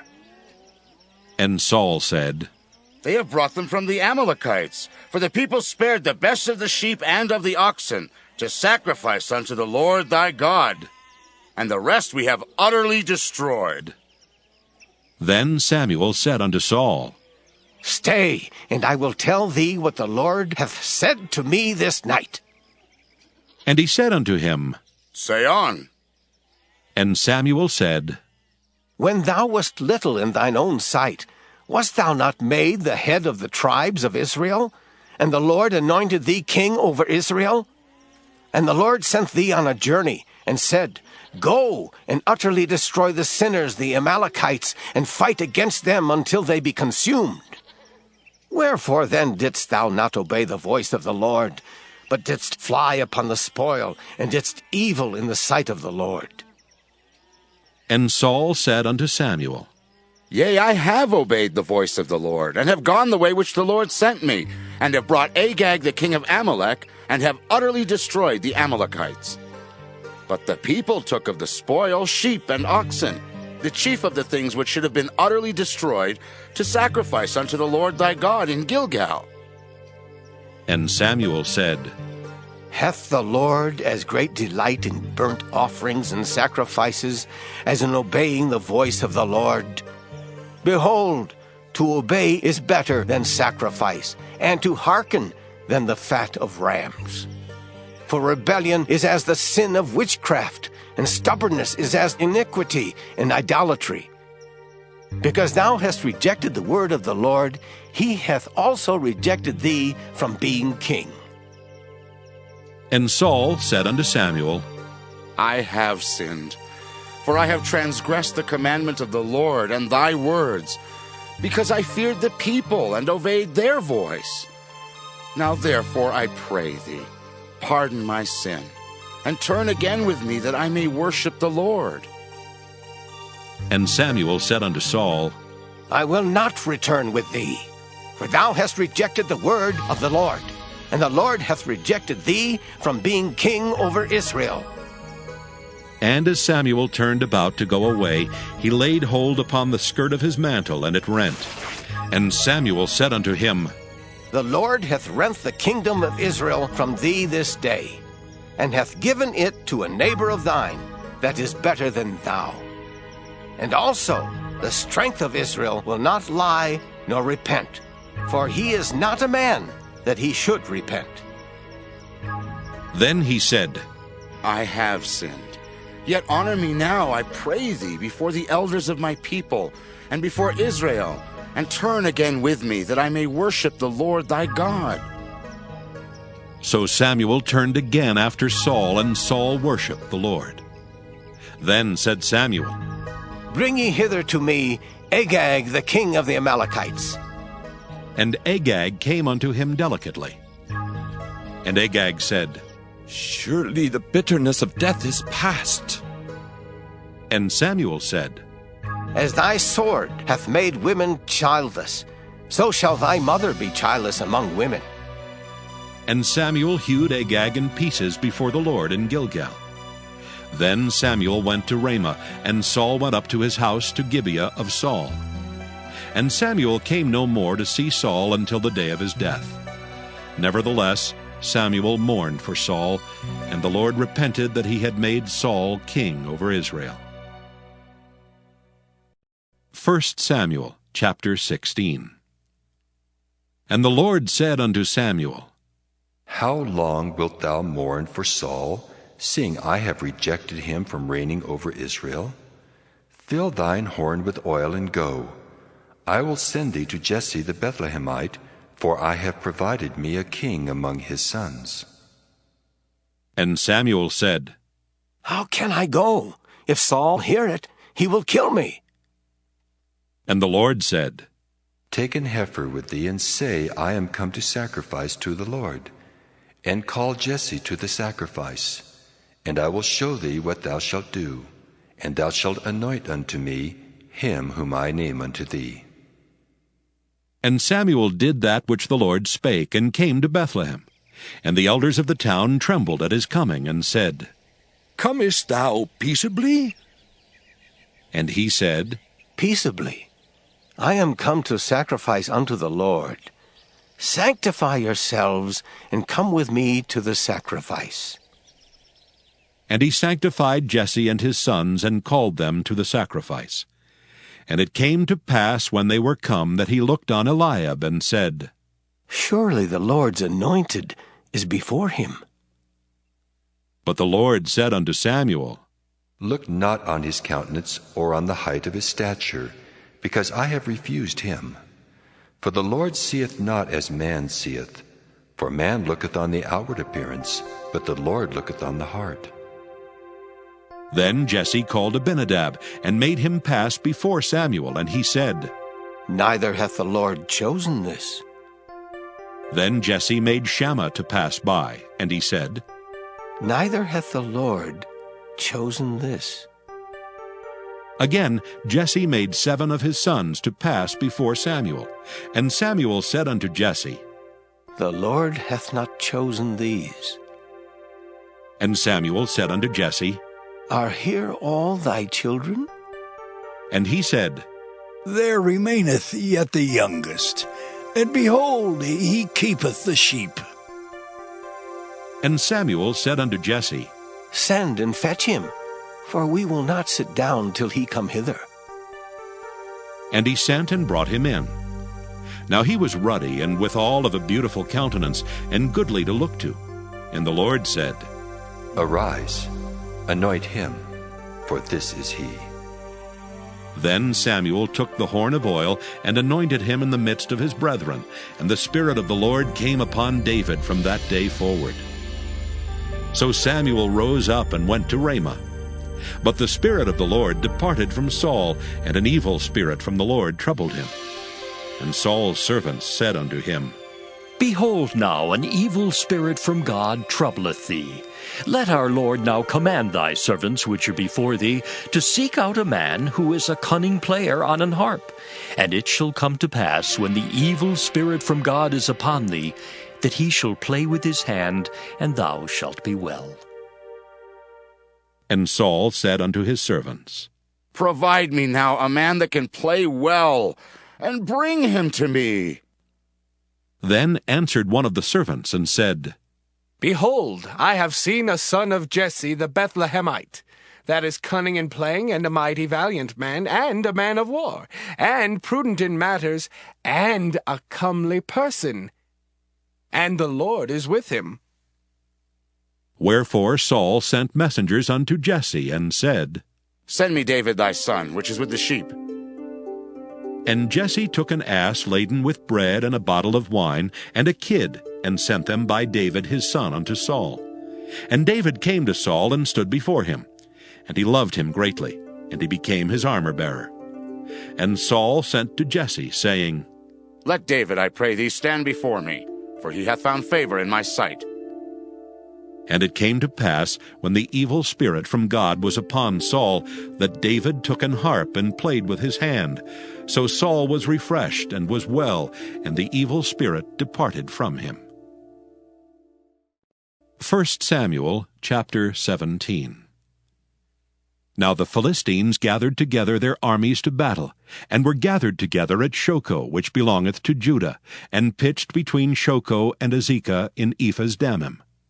And Saul and the men of Israel were gathered together, and pitched by the valley of Elah, and set the battle in array against the Philistines. And the Philistines stood on a mountain on the one side, and Israel stood on a mountain on the other side, and there was a valley between them. And there went out a champion out of the camp of the Philistines, named Goliath of Gath, whose height was 6 cubits and a span. And he had an helmet of brass upon his head, and he was armed with a coat of mail, and the weight of the coat was 5,000 shekels of brass. and he had greaves of brass upon his legs, and a target of brass between his shoulders. And the staff of his spear was like a weaver's beam, and his spear's head weighed 600 shekels of iron, and one bearing a shield went before him. And he stood and cried unto the armies of Israel, and said unto them, Why are ye come out to set your battle in array? Am not I a Philistine, and ye servants to Saul? Choose you a man for you, and let him come down to me. If he be able to fight with me and to kill me, then will we be your servants. But if I prevail against him and kill him, then shall ye be our servants and serve us. And the Philistines said, I defy the armies of Israel this day. Give me a man, that we may fight together. When Saul and all Israel heard those words of the Philistine, they were dismayed and greatly afraid. Now David was the son of that Ephrathite of Bethlehem, Judah, whose name was Jesse, and he had 8 sons. And the man went among men for an old man in the days of Saul. And the 3 eldest sons of Jesse went and followed Saul to the battle. And the names of his 3 sons that went to the battle were Eliab, the firstborn, and next unto him Abinadab, and the third Shammah. And David was the youngest, and the 3 eldest followed Saul. But David went and returned from Saul to feed his father's sheep at Bethlehem. And the Philistine drew near morning and evening, and presented himself 40 days. And Jesse said unto David his son, Take now for thy brethren an ephah of this parched corn, and these 10 loaves, and run to the camp to thy brethren. And carry these 10 cheeses unto the captain of their 1,000. And look how thy brethren fare, and take their pledge. Now Saul and they and all the men of Israel were in the valley of Elah, fighting with the Philistines. And David rose up early in the morning, and left the sheep with a keeper, and took and went as Jesse had commanded him. And he came to the trench as the host was going forth to the fight, and shouted for the battle. For Israel and the Philistines had put the battle in array, army against army. And David left his carriage in the hand of the keeper of the carriage, and ran into the army, and came and saluted his brethren. And as he talked with them, behold, there came up the champion, the Philistine of Gath, Goliath by name, out of the armies of the Philistines, and spake according to the same words, and David heard them. And all the men of Israel, when they saw the man, fled from him, and were sore afraid. And the men of Israel said, Have ye seen this man that is come up? Surely to defy Israel is he come up, and it shall be that the man who killeth him, the king will enrich him with great riches, and will give him his daughter, and make his father's house free in Israel. And David spake to the men that stood by him, saying, What shall be done to the man that killeth this Philistine, and taketh away the reproach from Israel? For who is this uncircumcised Philistine, that he should defy the armies of the living God? And the people answered him after this manner, saying, So shall it be done to the man that killeth him. And Eliab his eldest brother heard when he spake unto the men. And Eliab's anger was kindled against David, and he said, Why camest thou down hither? And with whom hast thou left those few sheep in the wilderness? I know thy pride and the naughtiness of thine heart, for thou art come down that thou mightest see the battle. And David said, What have I now done? Is there not a cause? And he turned from him toward another, and spake after the same manner. And the people answered him again after the former manner. And when the words were heard which David spake, they rehearsed them before Saul, and he sent for him. And David said to Saul, Let no man's heart fail because of him. Thy servant will go and fight with this Philistine. And Saul said to David, Thou art not able to go against this Philistine to fight with him, for thou art but a youth, and he a man of war from his youth. And David said unto Saul, Thy servant kept his father's sheep, and there came a lion and a bear, and took a lamb out of the flock. And I went out after him and smote him, and delivered it out of his mouth. And when he arose against me, I caught him by his beard, and smote him, and slew him. Thy servant slew both the lion and the bear, and this uncircumcised Philistine shall be as one of them, seeing he hath defied the armies of the living God. David said moreover, The Lord that delivered me out of the paw of the lion, and out of the paw of the bear, he will deliver me out of the hand of this Philistine. And Saul said unto David, Go, and the Lord be with thee. And Saul armed David with his armor, and he put an helmet of brass upon his head. Also he armed him with a coat of mail. And David girded his sword upon his armor, and he essayed to go, for he had not proved it. And David said unto Saul, I cannot go with these, for I have not proved them. And David put them off him. And he took his staff in his hand, and chose him 5 smooth stones out of the brook, and put them in a shepherd's bag which he had, even in a scrip. And his sling was in his hand, and he drew near to the Philistine. And the Philistine came on and drew near unto David, and the man that bare the shield went before him. And when the Philistine looked about and saw David, he disdained him, for he was but a youth, and ruddy, and of a fair countenance. And the Philistine said unto David, Am I a dog, that thou comest to me with staves? And the Philistine cursed David by his gods. And the Philistine said to David, Come to me, and I will give thy flesh unto the fowls of the air, and to the beasts of the field. Then said David to the Philistine, Thou comest to me with a sword, and with a spear, and with a shield. But I come to thee in the name of the Lord of hosts, the God of the armies of Israel, whom thou hast defied. This day will the Lord deliver thee into mine hand, and I will smite thee, and take thine head from thee. And I will give the carcasses of the host of the Philistines this day unto the fowls of the air, and to the wild beasts of the earth, that all the earth may know that there is a God in Israel. And all this assembly shall know that the Lord saveth not with sword and spear, for the battle is the Lord's, and he will give you into our hands. And it came to pass, when the Philistine arose and came and drew nigh to meet David, that David hasted and ran toward the army to meet the Philistine. And David put his hand in his bag, and took thence a stone, and slang it, and smote the Philistine in his forehead, that the stone sunk into his forehead, and he fell upon his face to the earth. So David prevailed over the Philistine with a sling and with a stone, and smote the Philistine, and slew him. But there was no sword in the hand of David. Therefore David ran, and stood upon the Philistine, and took his sword, and drew it out of the sheath thereof, and slew him, and cut off his head therewith. And when the Philistines saw their champion was dead, they fled. And the men of Israel and of Judah arose and shouted, and pursued the Philistines, until thou come to the valley, and to the gates of Ekron.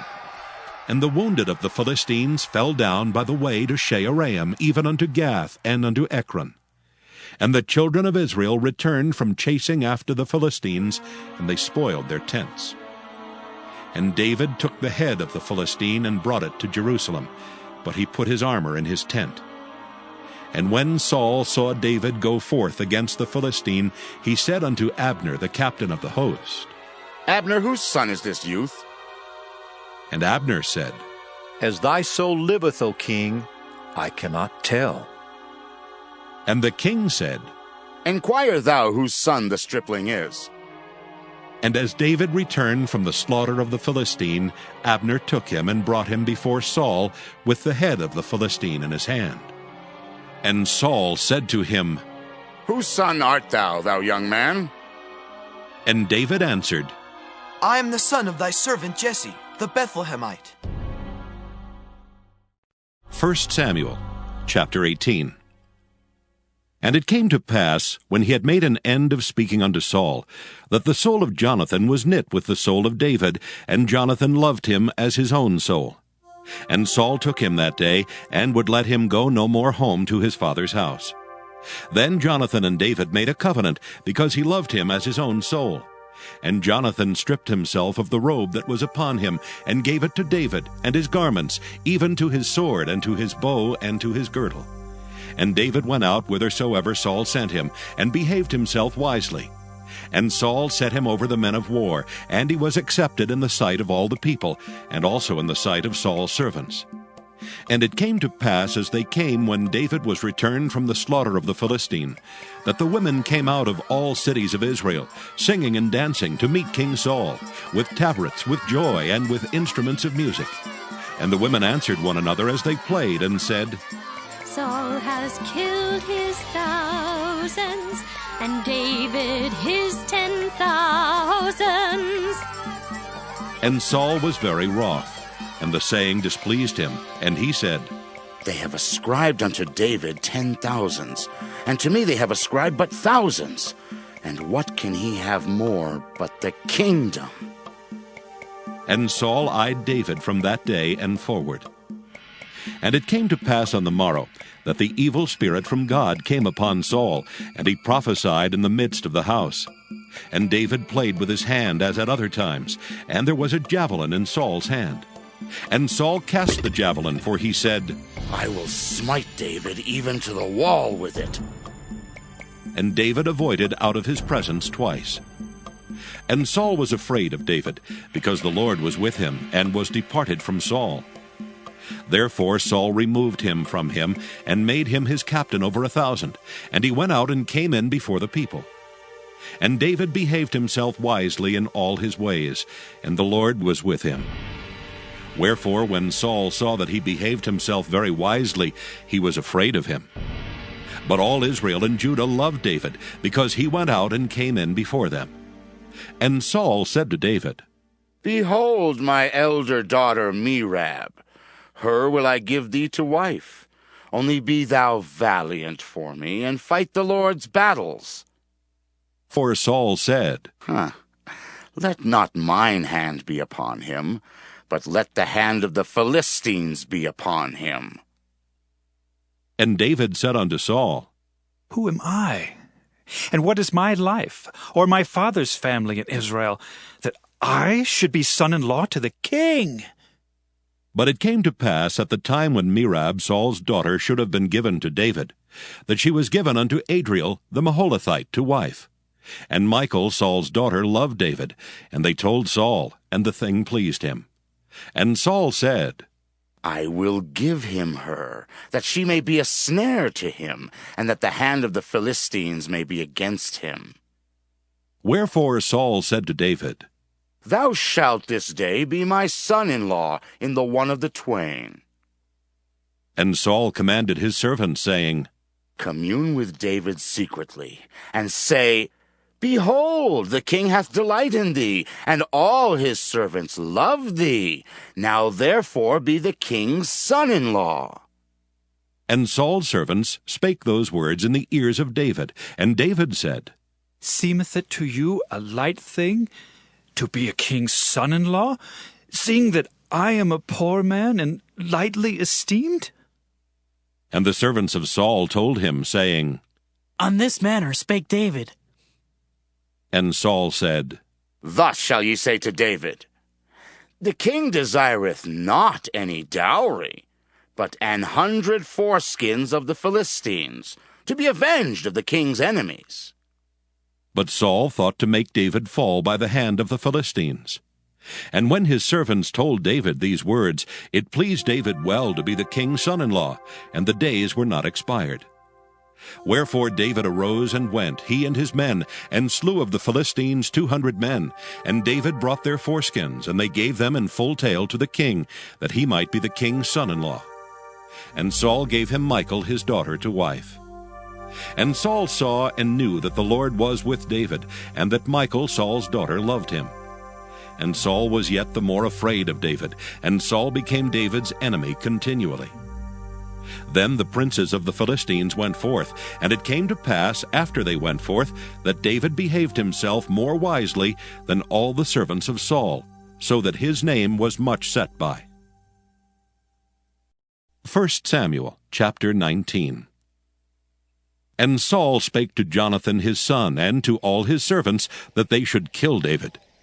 But Jonathan, Saul's son, delighted much in David, and Jonathan told David, saying, Saul my father seeketh to kill thee.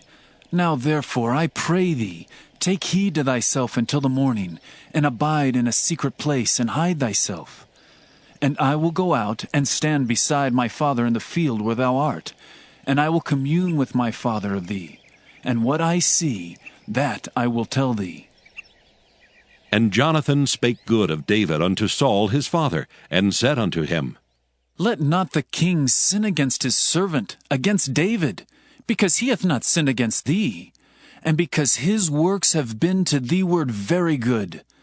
For he did put his life in his hand, and slew the Philistine, and the Lord wrought a great salvation for all Israel. Thou sawest it, and didst rejoice. Wherefore then wilt thou sin against innocent blood, to slay David without a cause? And Saul hearkened unto the voice of Jonathan, and Saul sware, As the Lord liveth, he shall not be slain. And Jonathan called David, and Jonathan showed him all those things. And Jonathan brought David to Saul, and he was in his presence as in times past. And there was war again, and David went out and fought with the Philistines, and slew them with a great slaughter, and they fled from him. And the evil spirit from the Lord was upon Saul, as he sat in his house with his javelin in his hand, and David played with his hand. And Saul sought to smite David even to the wall with the javelin, but he slipped away out of Saul's presence, and he smote the javelin into the wall, and David fled and escaped that night. Saul also sent messengers unto David's house to watch him, and to slay him in the morning. And Michal, David's wife, told him, saying, If thou save not thy life tonight, tomorrow thou shalt be slain. So Michal let David down through a window, and he went and fled and escaped. And Michal took an image and laid it in the bed, and put a pillow of goat's hair for his bolster, and covered it with a cloth. And when Saul sent messengers to take David, she said, He is sick. And Saul sent the messengers again to see David, saying, Bring him up to me in the bed, that I may slay him. And when the messengers were come in, behold, there was an image in the bed with a pillow of goat's hair for his bolster. And Saul said unto Michal, Why hast thou deceived me so, and sent away mine enemy, that he is escaped? And Michal answered Saul, He said unto me, Let me go. Why should I kill thee? So David fled and escaped, and came to Samuel to Ramah, and told him all that Saul had done to him. And he and Samuel went and dwelt in Naioth. And it was told Saul, saying, Behold, David is at Naioth in Ramah. And Saul sent messengers to take David. And when they saw the company of the prophets prophesying, and Samuel standing as appointed over them, the Spirit of God was upon the messengers of Saul, and they also prophesied. And when it was told Saul, he sent other messengers, and they prophesied likewise. And Saul sent messengers again the third time, and they prophesied also. Then went he also to Ramah, and came to a great well that is in Secu. And he asked and said, Where are Samuel and David? And one said, Behold, they be at Naioth in Ramah. And he went thither to Naioth and Ramah, and the Spirit of God was upon him also, and he went on and prophesied until he came to Naioth and Ramah. And he stripped off his clothes also, and prophesied before Samuel in like manner, and lay down naked all that day and all that night. Wherefore they say, Is Saul also among the prophets? 1 Samuel chapter 20. And David fled from Naioth and Ramah, and came and said before Jonathan, What have I done? What is mine iniquity? And what is my sin before thy father, that he seeketh my life? And he said unto him, God forbid, thou shalt not die. Behold, my father will do nothing, either great or small, but that he will show it me. And why should my father hide this thing from me? It is not so. And David sware moreover, and said, Thy father certainly knoweth that I have found grace in thine eyes. And he saith, Let not Jonathan know this, lest he be grieved. But truly as the Lord liveth, and as thy soul liveth, there is but a step between me and death. Then said Jonathan unto David, Whatsoever thy soul desireth, I will even do it for thee. And David said unto Jonathan, Behold, tomorrow is the new moon, and I should not fail to sit with the king at meat. But let me go, that I may hide myself in the field unto the 3rd day at even. If thy father at all miss me, then say, David earnestly asked leave of me that he might run to Bethlehem his city, for there is a yearly sacrifice there for all the family. If he say thus, it is well. Thy servant shall have peace. But if he be very wroth, then be sure that evil is determined by him. Therefore thou shalt deal kindly with thy servant, for thou hast brought thy servant into a covenant of the Lord with thee. Notwithstanding, if there be in me iniquity, slay me thyself, for why shouldest thou bring me to thy father? And Jonathan said, Far be it from thee, for if I knew certainly that evil were determined by my father to come upon thee, then would not I tell it thee? Then said David to Jonathan, Who shall tell me? Or what if thy father answer thee roughly? And Jonathan said unto David, Come, and let us go out into the field. And they went out both of them into the field. And Jonathan said unto David, O Lord God of Israel, when I have sounded my father about tomorrow any time, or the 3rd day, and behold, if there be good toward David, and I then send not unto thee and show it thee, the Lord do so and much more to Jonathan. But if it please my father to do thee evil, then I will show it thee and send thee away, that thou mayest go in peace. And the Lord be with thee, as he hath been with my father. And thou shalt not only while yet I live show me the kindness of the Lord, that I die not, but also thou shalt not cut off thy kindness from my house forever. No, not when the Lord hath cut off the enemies of David, every one from the face of the earth. So Jonathan made a covenant with the house of David, saying, Let the Lord even require it at the hand of David's enemies. And Jonathan caused David to swear again because he loved him, for he loved him as he loved his own soul. Then Jonathan said to David, Tomorrow is the new moon, and thou shalt be missed, because thy seat will be empty. And when thou hast stayed 3 days, then thou shalt go down quickly and come to the place where thou didst hide thyself when the business was in hand, and shalt remain by the stone Ezel. And I will shoot 3 arrows on the side thereof, as though I shot at a mark. And behold, I will send a lad, saying, Go, find out the arrows. If I expressly say unto the lad, Behold, the arrows are on this side of thee, take them. Then come thou, for there is peace to thee, and no hurt, as the Lord liveth. But if I say thus unto the young man, Behold, the arrows are beyond thee, go thy way, for the Lord hath sent thee away. And as touching the matter which thou and I have spoken of, behold, the Lord be between thee and me forever. So David hid himself in the field. And when the new moon was come, the king sat him down to eat meat. And the king sat upon his seat, as at other times, even upon a seat by the wall. And Jonathan arose, and Abner sat by Saul's side, and David's place was empty. Nevertheless Saul spake not anything that day, for he thought, Something hath befallen him. He is not clean. Surely he is not clean. And it came to pass on the morrow, which was the 2nd day of the month, that David's place was empty. And Saul said unto Jonathan his son, Wherefore cometh not the son of Jesse to meat, neither yesterday nor today? And Jonathan answered Saul, David earnestly asked leave of me to go to Bethlehem. And he said, Let me go, I pray thee, for our family hath a sacrifice in the city, and my brother he hath commanded me to be there. And now, if I have found favor in thine eyes, let me get away, I pray thee, and see my brethren. Therefore he cometh not unto the king's table.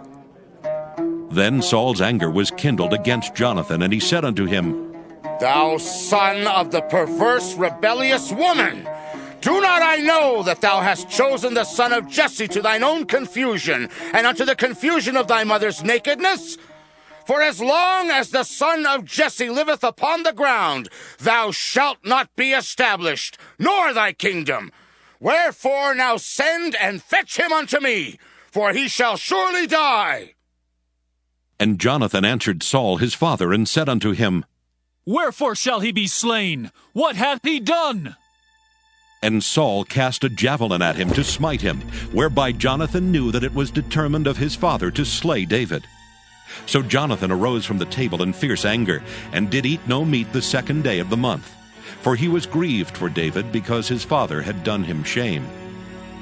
And it came to pass in the morning that Jonathan went out into the field at the time appointed with David, and a little lad with him. And he said unto his lad, Run! Find out now the arrows which I shoot. And as the lad ran, he shot an arrow beyond him. And when the lad was come to the place of the arrow which Jonathan had shot, Jonathan cried after the lad, and said, Is not the arrow beyond thee?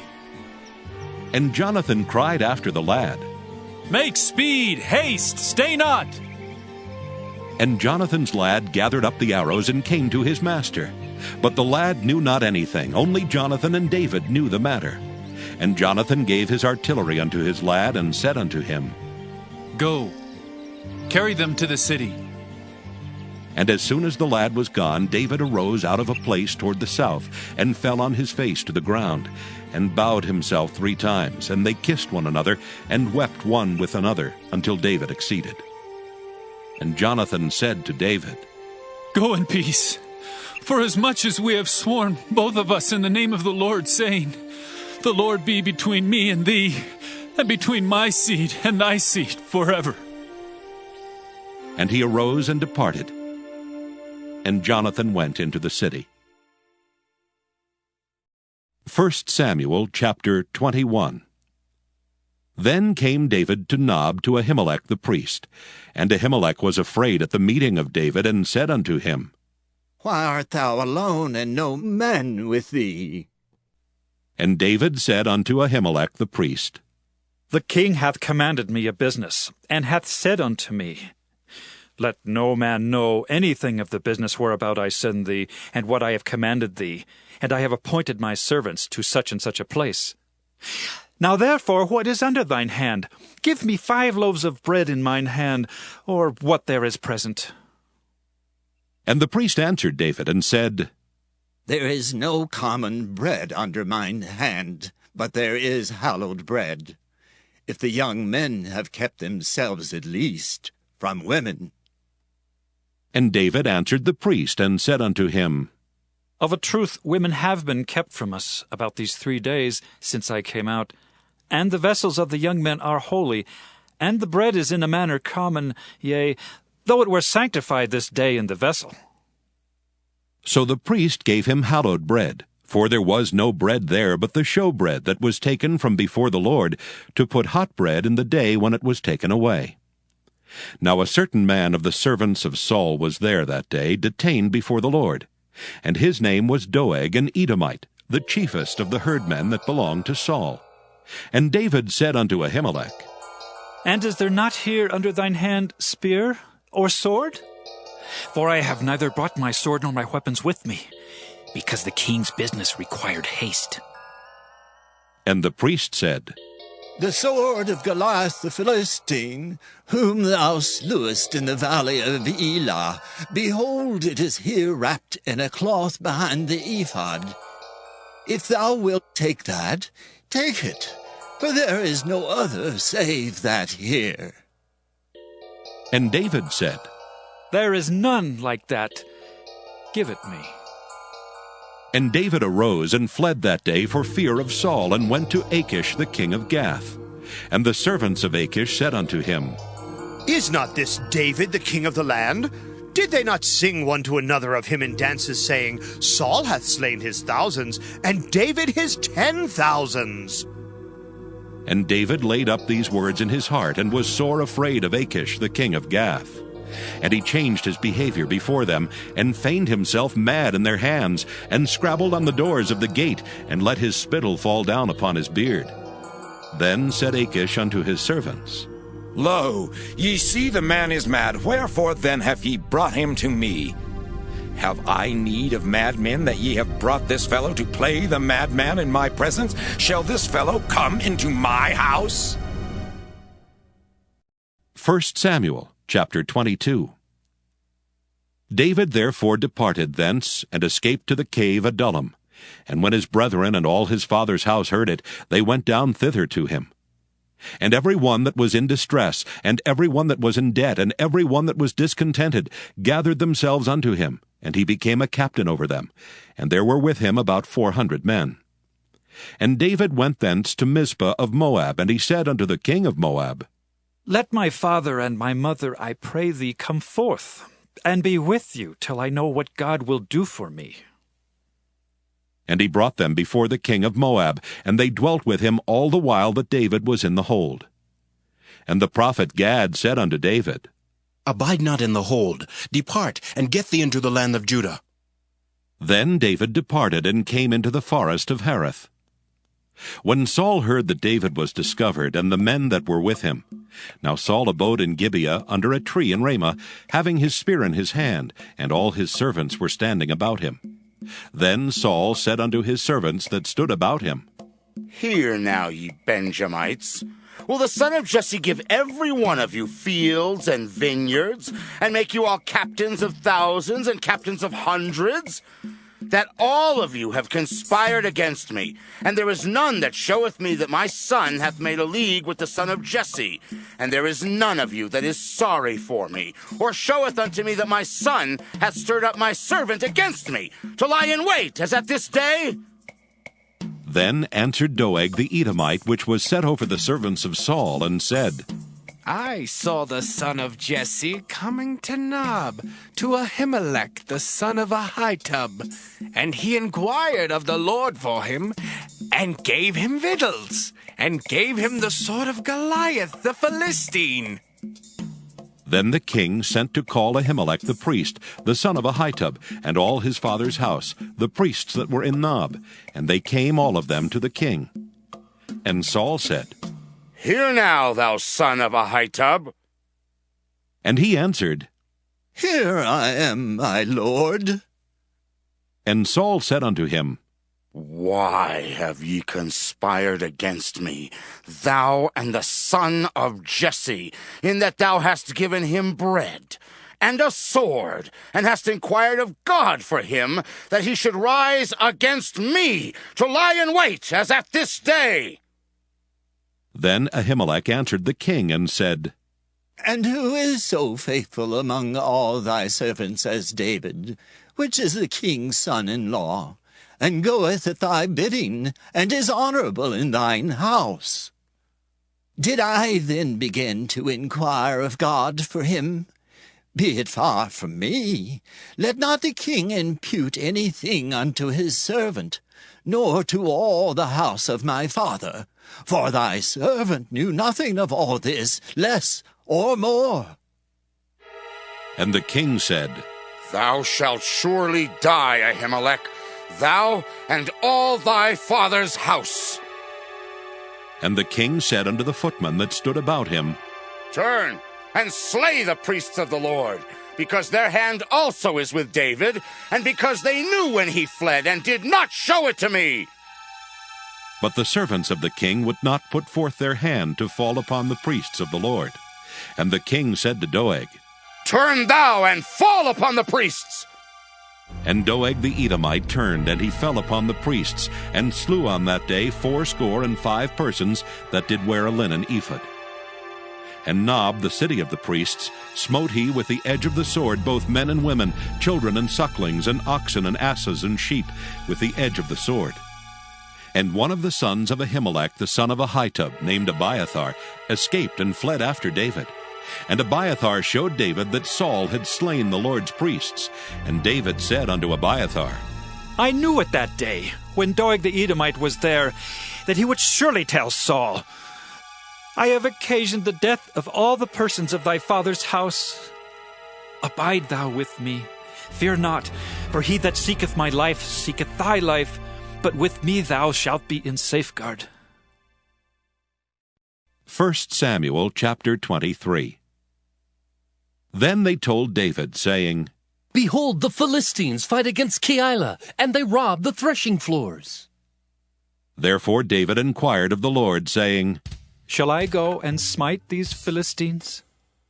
And the Lord said unto David, Go, and smite the Philistines, and save Keilah. And David's men said unto him, Behold, we be afraid here in Judah. How much more then if we come to Keilah against the armies of the Philistines? Then David inquired of the Lord yet again, and the Lord answered him and said, Arise, go down to Keilah, for I will deliver the Philistines into thine hand. So David and his men went to Keilah, and fought with the Philistines, and brought away their cattle, and smote them with a great slaughter. So David saved the inhabitants of Keilah. And it came to pass, when Abiathar the son of Ahimelech fled to David to Keilah, that he came down with an ephod in his hand. And it was told Saul that David was come to Keilah, and Saul said, God hath delivered him into mine hand, for he is shut in by entering into a town that hath gates and bars. And Saul called all the people together to war, to go down to Keilah to besiege David and his men. And David knew that Saul secretly practiced mischief against him. And he said to Abiathar the priest, Bring hither the ephod. Then said David, O Lord God of Israel, thy servant hath certainly heard that Saul seeketh to come to Keilah to destroy the city for my sake. Will the men of Keilah deliver me up into his hand? Will Saul come down as thy servant hath heard? O Lord God of Israel, I beseech thee, tell thy servant. And the Lord said, He will come down. Then said David, Will the men of Keilah deliver me and my men into the hand of Saul? And the Lord said, They will deliver thee up. Then David and his men, which were about 600, arose and departed out of Keilah, and went whithersoever they could go. And it was told Saul that David was escaped from Keilah, and he forbare to go forth. And David abode in the wilderness in strongholds, and remained in a mountain in the wilderness of Ziph. And Saul sought him every day, but God delivered him not into his hand. And David saw that Saul was come out to seek his life, and David was in the wilderness of Ziph in a wood. And Jonathan, Saul's son, arose, and went to David into the wood, and strengthened his hand in God. And he said unto him, Fear not, for the hand of Saul my father shall not find thee, and thou shalt be king over Israel, and I shall be next unto thee, and that also Saul my father knoweth. And they two made a covenant before the Lord. And David abode in the wood, and Jonathan went to his house. Then came up the Ziphites to Saul to Gibeah, saying, Doth not David hide himself with us in strongholds in the wood, in the hill of Hakeilah, which is on the south of Jeshimon? Now therefore, O king, come down according to all the desire of thy soul to come down, and our part shall be to deliver him into the king's hand. And Saul said, Blessed be ye of the Lord, for ye have compassion on me. Go, I pray you, prepare yet, and know and see his place where his haunt is, and who hath seen him there, for it is told me that he dealeth very subtly. See therefore, and take knowledge of all the lurking places where he hideth himself, and come ye again to me with the certainty, and I will go with you. And it shall come to pass, if he be in the land, that I will search him out throughout all the thousands of Judah. And they arose and went to Ziph before Saul. But David and his men were in the wilderness of Maon, in the plain on the south of Jeshimon. Saul also and his men went to seek him, and they told David. Wherefore he came down into a rock, and abode in the wilderness of Maon. And when Saul heard that, he pursued after David in the wilderness of Maon. And Saul went on this side of the mountain, and David and his men on that side of the mountain. And David made haste to get away for fear of Saul. For Saul and his men compassed David and his men round about to take them. But there came a messenger unto Saul, saying, Haste thee and come, for the Philistines have invaded the land. Wherefore Saul returned from pursuing after David, and went against the Philistines. Therefore they called that place Selah Hamalakoth. And David went up from thence, and dwelt in strongholds at En-gedi. 1 Samuel chapter 24. And it came to pass, when Saul was returned from following the Philistines, that it was told him, saying, Behold, David is in the wilderness of En-gedi. Then Saul took 3,000 chosen men out of all Israel, and went to seek David and his men upon the rocks of the wild goats. And he came to the sheepcotes by the way, where was a cave. And Saul went in to cover his feet, and David and his men remained in the sides of the cave. And the men of David said unto him, Behold the day of which the Lord said unto thee, Behold, I will deliver thine enemy into thine hand, that thou mayest do to him as it shall seem good unto thee. Then David arose and cut off the skirt of Saul's robe privily. And it came to pass afterward that David's heart smote him because he had cut off Saul's skirt. And he said unto his men, The Lord forbid that I should do this thing unto my master, the Lord's anointed, to stretch forth mine hand against him, seeing he is the anointed of the Lord. So David stayed his servants with these words, and suffered them not to rise against Saul. But Saul rose up out of the cave and went on his way. David also arose afterward, and went out of the cave, and cried after Saul, saying, My Lord, the King! And when Saul looked behind him, David stooped with his face to the earth, and bowed himself. And David said to Saul, Wherefore hearest thou men's words, saying, Behold, David seeketh thy hurt? Behold, this day thine eyes have seen how that the Lord hath delivered thee today into mine hand in the cave. And some bade me kill thee, but mine eyes spared thee. And I said, I will not put forth mine hand against my Lord, for he is the Lord's anointed. Moreover, my father, see the skirt of thy robe in my hand, for in that I cut off the skirt of thy robe, and killed thee not. Know thou, and see that there is neither evil nor transgression in mine hand, and I have not sinned against thee, yet thou huntest my soul to take it. The Lord judge between me and thee, and the Lord avenge me of thee. But mine hand shall not be upon thee. As saith the proverb of the ancients, Wickedness proceedeth from the wicked, but mine hand shall not be upon thee. After whom is the king of Israel come out? After whom dost thou pursue? After a dead dog? After a flea? The Lord therefore be judge, and judge between me and thee, and see, and plead my cause, and deliver me out of thine hand. And it came to pass, when David had made an end of speaking these words unto Saul, that Saul said, Is this thy voice, my son David? And Saul lifted up his voice and wept. And he said to David, Thou art more righteous than I, for thou hast rewarded me good, whereas I have rewarded thee evil. And thou hast showed this day how that thou hast dealt well with me. Forasmuch as when the Lord had delivered me into thine hand, thou killedst me not. For if a man find his enemy, will he let him go well away? Wherefore the Lord reward thee good for that thou hast done unto me this day. And now, behold, I know well that thou shalt surely be king, and that the kingdom of Israel shall be established in thine hand. Swear now therefore unto me by the Lord, that thou wilt not cut off my seed after me, and that thou wilt not destroy my name out of my father's house. And David sware unto Saul, and Saul went home, but David and his men gat them up unto the hold. 1 Samuel chapter 25. And Samuel died, and all the Israelites were gathered together, and lamented him, and buried him in his house at Ramah. And David arose and went down to the wilderness of Paran. And there was a man in Maon whose possessions were in Carmel. And the man was very great, and he had 3,000 sheep and 1,000 goats, and he was shearing his sheep in Carmel.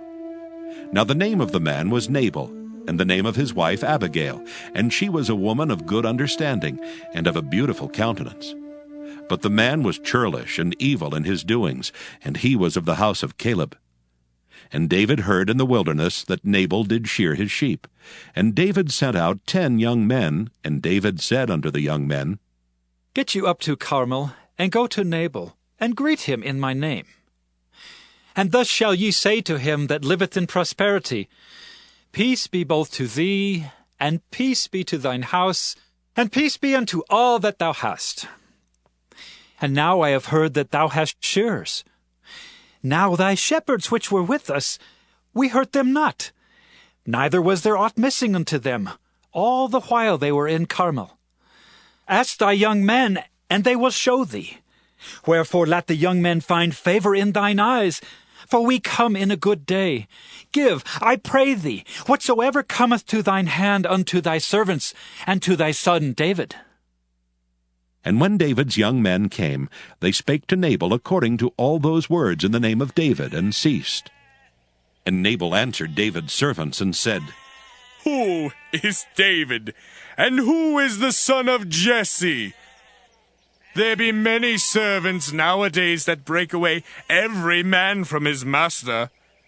Shall I then take my bread, and my water, and my flesh, that I have killed for my shearers, and give it unto men whom I know not whence they be?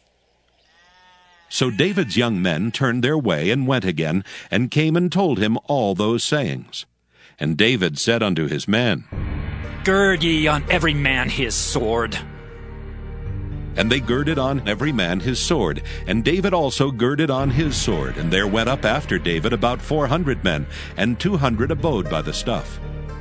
But one of the young men told Abigail, Nabal's wife, saying, Behold, David sent messengers out of the wilderness to salute our master, and he railed on them. But the men were very good unto us, and we were not hurt, neither missed we anything, as long as we were conversant with them when we were in the fields. They were a wall unto us both by night and day, all the while we were with them keeping the sheep.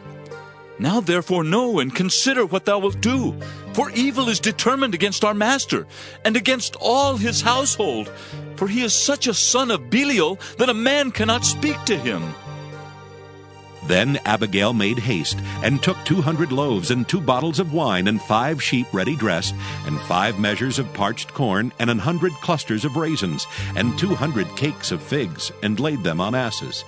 And she said unto her servants, Go on before me. Behold, I come after you. But she told not her husband Nabal. And when it was so, as she rode on the ass, that she came down by the covert of the hill, and behold, David and his men came down against her, and she met them. Now David had said, Surely in vain have I kept all that this fellow hath in the wilderness, so that nothing was missed of all that pertained unto him. And he hath requited me evil for good. So, and more also do God unto the enemies of David, if I leave all that pertain to him by the morning light any that pisseth against the wall. And when Abigail saw David, she hasted and lighted off the ass, and fell before David on her face, and bowed herself to the ground, and fell at his feet, and said, Upon me, my Lord, upon me let this iniquity be, and let thine handmaid, I pray thee, speak in thine audience, and hear the words of thine handmaid. Let not, my Lord, I pray thee, regard this man of Belial, even Nabal. For as his name is, so is he.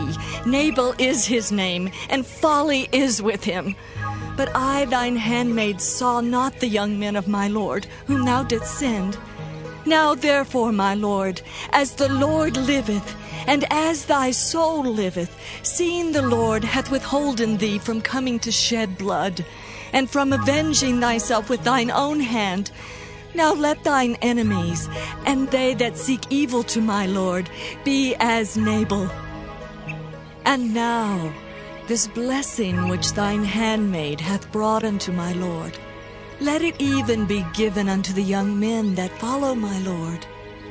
I pray thee, forgive the trespass of thine handmaid, for the Lord will certainly make my Lord a sure house, because my Lord fighteth the battles of the Lord, and evil hath not been found in thee all thy days.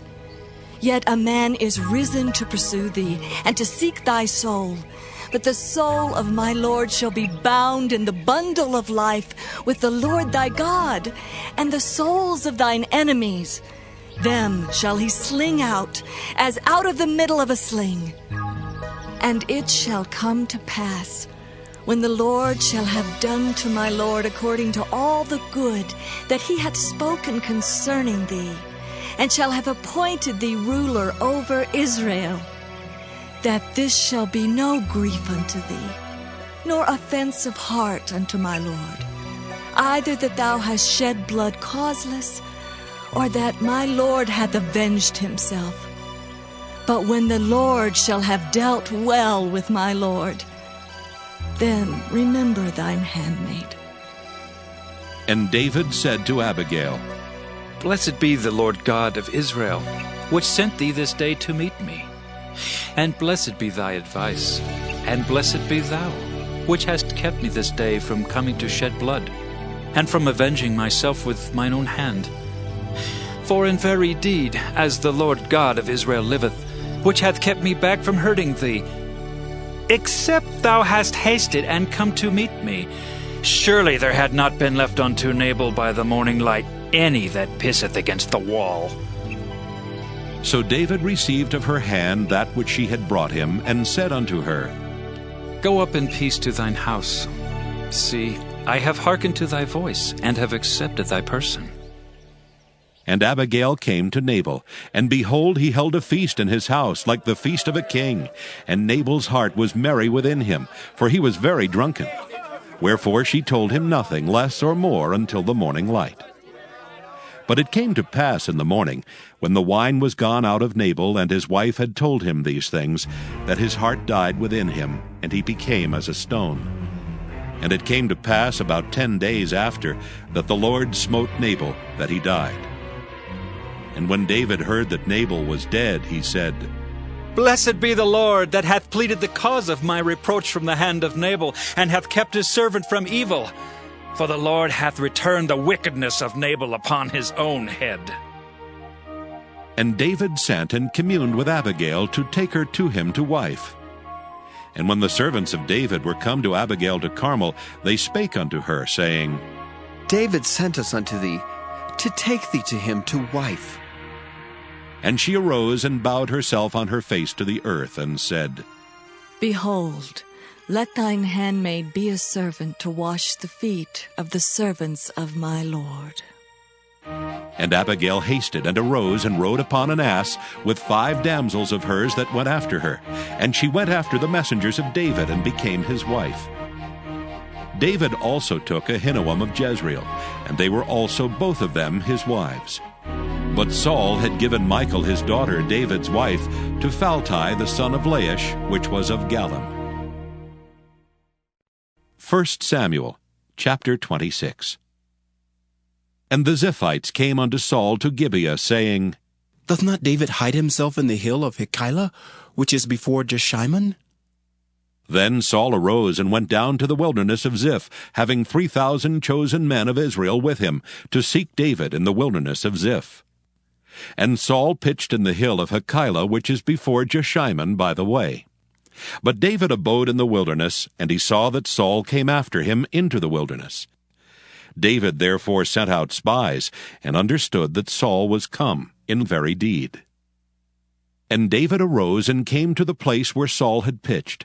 And David beheld the place where Saul lay, and Abner the son of Ner the captain of his host. And Saul lay in the trench, and the people pitched round about him. Then answered David and said to Ahimelech the Hittite, and to Abishai the son of Zeruiah brother of Joab, saying, Who will go down with me to Saul to the camp?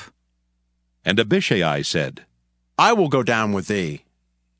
So David and Abishai came to the people by night, and behold, Saul lay sleeping within the trench, and his spear stuck in the ground at his bolster. But Abner and the people lay round about him. Then said Abishai to David, God hath delivered thine enemy into thine hand this day. Now therefore let me smite him, I pray thee, with the spear even to the earth at once, and I will not smite him the second time. And David said to Abishai, Destroy him not, For who can stretch forth his hand against the Lord's anointed and be guiltless?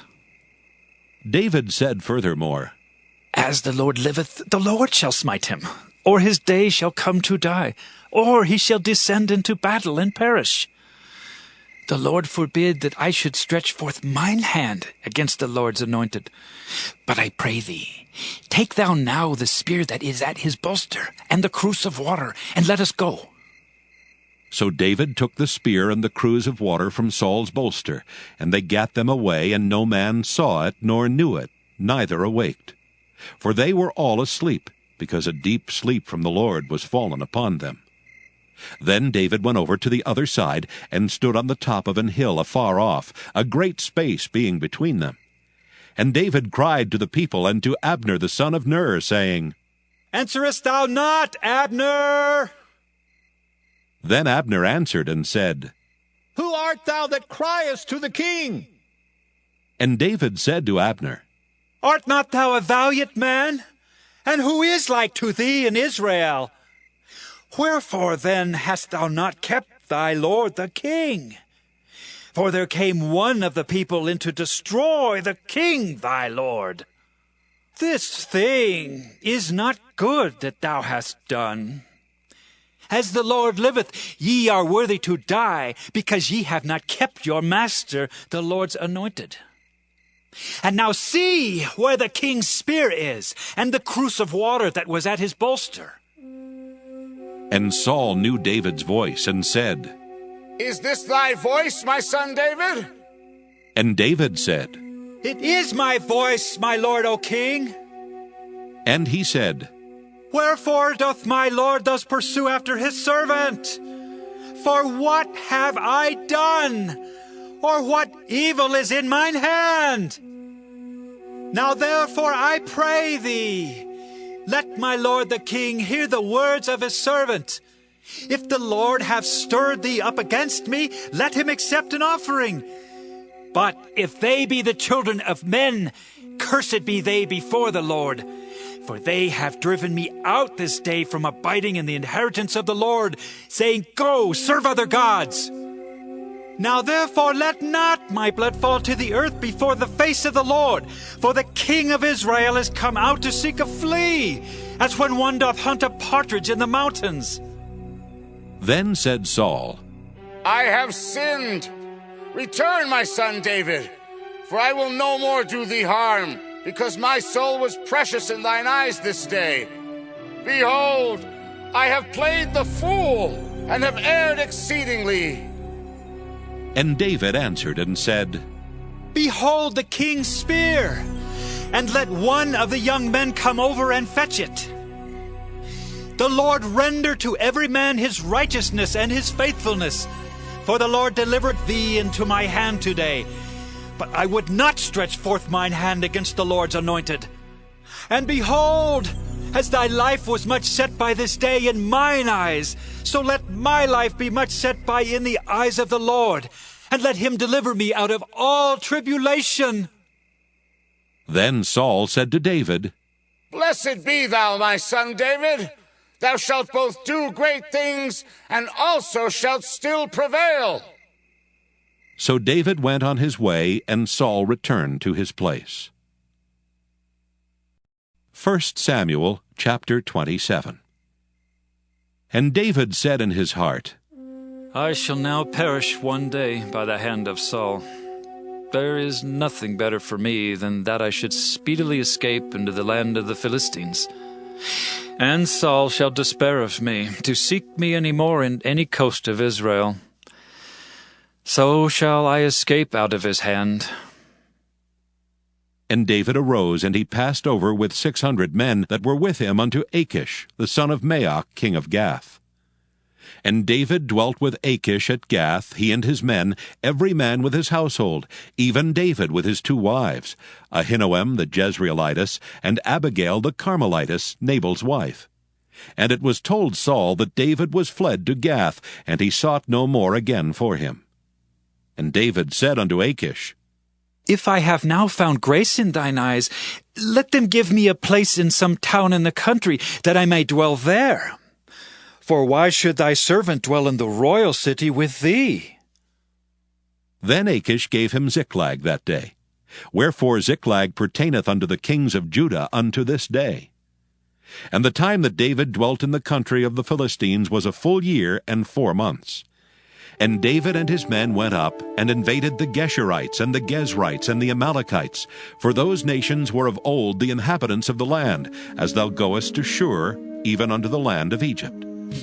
And David smote the land, and left neither man nor woman alive, and took away the sheep and the oxen and the asses and the camels and the apparel, and returned and came to Achish. And Achish said, Whither have ye made a road today? And David said, Against the south of Judah, and against the south of the Jerahmeelites, and against the south of the Kenites. And David saved neither man nor woman alive to bring tidings to Gath, saying, Lest they should tell on us, saying, So did David, and so will be his manner all the while he dwelleth in the country of the Philistines. And Achish believed David, saying, He hath made his people Israel utterly to abhor him, and therefore he shall be my servant forever. 1 Samuel chapter 28. And it came to pass in those days that the Philistines gathered their armies together for warfare, to fight with Israel. And Achish said unto David, Know thou assuredly that thou shalt go out with me to battle, thou and thy men. And David said to Achish, Surely thou shalt know what thy servant can do. And Achish said to David, Therefore will I make thee keeper of mine head forever. Now Samuel was dead, and all Israel had lamented him, and buried him in Ramah, even in his own city. And Saul had put away those that had familiar spirits, and the wizards out of the land. And the Philistines gathered themselves together, and came and pitched in Shunem. And Saul gathered all Israel together, and they pitched in Gilboa. And when Saul saw the host of the Philistines, he was afraid, and his heart greatly trembled. And when Saul inquired of the Lord answered him not, neither by dreams, nor by Urim, nor by prophets. Then said Saul unto his servants, Seek me a woman that hath a familiar spirit, that I may go to her and inquire of her. And his servant said to him, Behold, there is a woman that hath a familiar spirit at Endor. And Saul disguised himself, and put on other raiment. And he went, and 2 men with him, and they came to the woman by night. And he said, I pray thee, divine unto me by the familiar spirit, and bring me him up whom I shall name unto thee. And the woman said unto him, Behold, thou knowest what Saul hath done, how he hath cut off those that have familiar spirits, and the wizards out of the land. Wherefore then layest thou a snare for my life to cause me to die? And Saul sware to her by the Lord, saying, As the Lord liveth, there shall no punishment happen to thee for this thing. Then said the woman, Whom shall I bring up unto thee? And he said, Bring me up Samuel. And when the woman saw Samuel, she cried with a loud voice. And the woman spake to Saul, saying, Why hast thou deceived me? For thou art Saul. And the king said unto her, Be not afraid, for what sawest thou? And the woman said unto Saul, I saw gods ascending out of the earth. And he said unto her, What form is he of? And she said, An old man cometh up, and he is covered with a mantle. And Saul perceived that it was Samuel, and he stooped with his face to the ground and bowed himself. And Samuel said to Saul, Why hast thou disquieted me to bring me up? And Saul answered, I am sore distressed, for the Philistines make war against me, and God is departed from me, and answereth me no more, neither by prophets nor by dreams. Therefore I have called thee, that thou mayest make known unto me what I shall do. Then said Samuel, Wherefore then dost thou ask of me, seeing the Lord is departed from thee, and is become thine enemy? and the Lord hath done to him as he spake by me. For the Lord hath rent the kingdom out of thine hand, and given it to thy neighbor, even to David. Because thou obeyedst not the voice of the Lord, nor executedst his fierce wrath upon Amalek, therefore hath the Lord done this thing unto thee this day. Moreover, the Lord will also deliver Israel with thee into the hand of the Philistines, and tomorrow shalt thou and thy sons be with me. The Lord also shall deliver the host of Israel into the hand of the Philistines. Then Saul fell straightway all along on the earth, and was sore afraid because of the words of Samuel. And there was no strength in him, for he had eaten no bread all the day, nor all the night. And the woman came unto Saul, and saw that he was sore troubled, and said unto him, Behold, thine handmaid hath obeyed thy voice, and I have put my life in my hand, and have hearkened unto thy words which thou spakest unto me. Now therefore, I pray thee, hearken thou also unto the voice of thine handmaid, and let me set a morsel of bread before thee, and eat, that thou mayest have strength when thou goest on thy way. But he refused, and said, I will not eat. But his servants together with the woman compelled him, and he hearkened unto their voice. So he arose from the earth, and sat upon the bed. And the woman had a fat calf in the house, and she hasted and killed it, and took flour and kneaded it, and did bake unleavened bread thereof. And she brought it before Saul and before his servants, and they did eat. Then they rose up and went away that night. 1 Samuel chapter 29. Now the Philistines gathered together all their armies to Aphek, and the Israelites pitched by a fountain which is in Jezreel. And the lords of the Philistines passed on by hundreds and by thousands, but David and his men passed on in the rearward with Achish. Then said the princes of the Philistines, What do these Hebrews here? And Achish said unto the princes of the Philistines, Is not this David the servant of Saul, the king of Israel, which hath been with me these days or these years? And I have found no fault in him since he fell unto me, unto this day. And the princes of the Philistines were wroth with him. And the princes of the Philistines said unto him, Make this fellow return, that he may go again to his place which thou hast appointed him, and let him not go down with us to battle, lest in the battle he be an adversary to us. For wherewith should he reconcile himself unto his master? Should it not be with the heads of these men? Is not this David, of whom they sang one to another in dances, saying, Saul slew his thousands, and David his 10,000s? Then Achish called David, and said unto him, Surely as the Lord liveth, thou hast been upright, and thy going out and thy coming in with me in the host is good in my sight. For I have not found evil in thee since the day of thy coming unto me, unto this day. Nevertheless, the Lord's favor thee not. Wherefore now return, and go in peace, that thou displease not the lords of the Philistines. And David said unto Achish, But what have I done? And what hast thou found in thy servant, so long as I have been with thee unto this day, that I may not go fight against the enemies of my lord the king? And Achish answered and said to David, I know that thou art good in my sight as an angel of God. Notwithstanding, the princes of the Philistines have said, He shall not go up with us to the battle. Wherefore now rise up early in the morning with thy master's servants that are come with thee, and as soon as ye be up early in the morning and have light, depart. So David and his men rose up early to depart in the morning, to return into the land of the Philistines. And the Philistines went up to Jezreel. 1 Samuel chapter 30. And it came to pass, when David and his men were come to Ziklag on the third day, that the Amalekites had invaded the south, and Ziklag, and smitten Ziklag, and burned it with fire, and had taken the women captives that were therein. They slew not any, either great or small, but carried them away and went on their way. So David and his men came to the city, and behold, it was burned with fire, and their wives and their sons and their daughters were taken captives. Then David and the people that were with him lifted up their voice and wept, until they had no more power to weep. And David's 2 wives were taken captives, Ahinoam the Jezreelitess, and Abigail the wife of Nabal the Carmelite.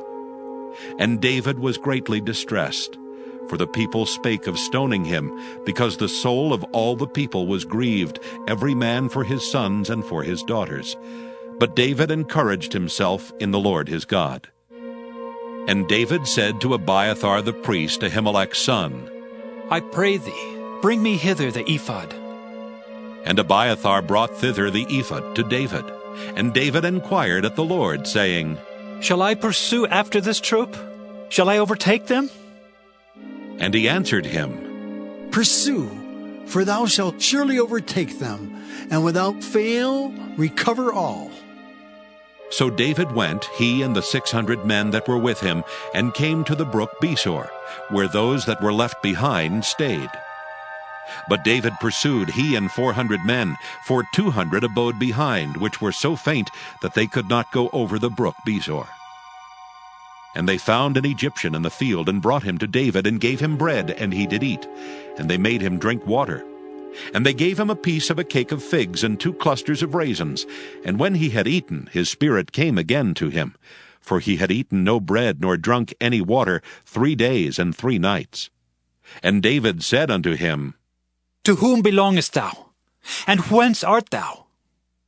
And he said, I am a young man of Egypt, servant to an Amalekite, and my master left me, because 3 days agone I fell sick. We made an invasion upon the south of the Kerethites, and upon the coast which belongeth to Judah, and upon the south of Caleb, and we burned Ziklag with fire. And David said to him, Canst thou bring me down to this company? And he said, Swear unto me by God, that thou wilt neither kill me, nor deliver me into the hands of my master, and I will bring thee down to this company. And when he had brought him down, behold, they were spread abroad upon all the earth, eating and drinking and dancing, because of all the great spoil that they had taken out of the land of the Philistines and out of the land of Judah. And David smote them from the twilight even unto the evening of the next day, and there escaped not a man of them, save 400 young men, which rode upon camels and fled. And David recovered all that the Amalekites had carried away, and David rescued his 2 wives. And there was nothing lacking to them, neither small nor great, neither sons nor daughters, neither spoil, nor anything that they had taken to them. David recovered all. And David took all the flocks and the herds which they drave before those other cattle, and said, This is David's spoil. And David came to the 200 men which were so faint that they could not follow David, whom they had made also to abide at the brook Besor. And they went forth to meet David, and to meet the people that were with him. And when David came near to the people, he saluted them. Then answered all the wicked men and men of Belial of those that went with David, and said, Because they went not with us, we will not give them aught of the spoil that we have recovered, save to every man his wife and his children, that they may lead them away and depart. Then David said, Ye shall not do so, my brethren, with that which the Lord hath given us. Who hath preserved us, and delivered the company that came against us into our hand? For who will hearken unto you in this matter? But as his part is that goeth down to the battle, so shall his part be that tarrieth by the stuff. They shall part alike. And it was so from that day forward, that he made it a statute and an ordinance for Israel unto this day. And when David came to Ziklag, he sent of the spoil unto the elders of Judah, even to his friends, saying, Behold, a present for you, of the spoil of the enemies of the Lord. To them which were in Bethel, and to them which were in South Ramoth, and to them which were in Jattir, and to them which were in Aroer, and to them which were in Siphmoth, and to them which were in Eshtemoa, and to them which were in Rachel, and to them which were in the cities of the Jerahmeelites, and to them which were in the cities of the Kenites, and to them which were in Hormah, and to them which were in Korashan, and to them which were in Athak, and to them which were in Hebron, and to all the places where David himself and his men were wont to haunt. 1 Samuel chapter 31. Now the Philistines fought against Israel. And the men of Israel fled from before the Philistines, and fell down slain in Mount Gilboa. And the Philistines followed hard upon Saul and upon his sons. And the Philistines slew Jonathan, and Abinadab, and Melchishua, Saul's sons. And the battle went sore against Saul, and the archers hit him, and he was sore wounded of the archers. Then said Saul unto his armor-bearer, Draw thy sword, and thrust me through therewith, lest these uncircumcised come and thrust me through, and abuse me. But his armor-bearer would not, for he was sore afraid. Therefore Saul took a sword and fell upon it. And when his armor-bearer saw that Saul was dead, he fell likewise upon his sword and died with him. So Saul died, and his 3 sons, and his armor-bearer, and all his men that same day together. And when the men of Israel that were on the other side of the valley, and they that were on the other side of Jordan, saw that the men of Israel fled, and that Saul and his sons were dead, they forsook the cities and fled, and the Philistines came and dwelt in them. And it came to pass on the morrow, when the Philistines came to strip the slain, that they found Saul and his 3 sons fallen in Mount Gilboa. And they cut off his head, and stripped off his armor, and sent into the land of the Philistines round about, to publish it in the house of their idols and among the people. And they put his armor in the house of Ashtaroth, and they fastened his body to the wall of Bethshan. And when the inhabitants of Jabesh-Gilead heard of that which the Philistines had done to Saul, all the valiant men arose and went all night, and took the body of Saul and the bodies of his sons from the wall of Bethshan, and came to Jabesh and burnt them there. And they took their bones and buried them under a tree at Jabesh, and fasted 7 days.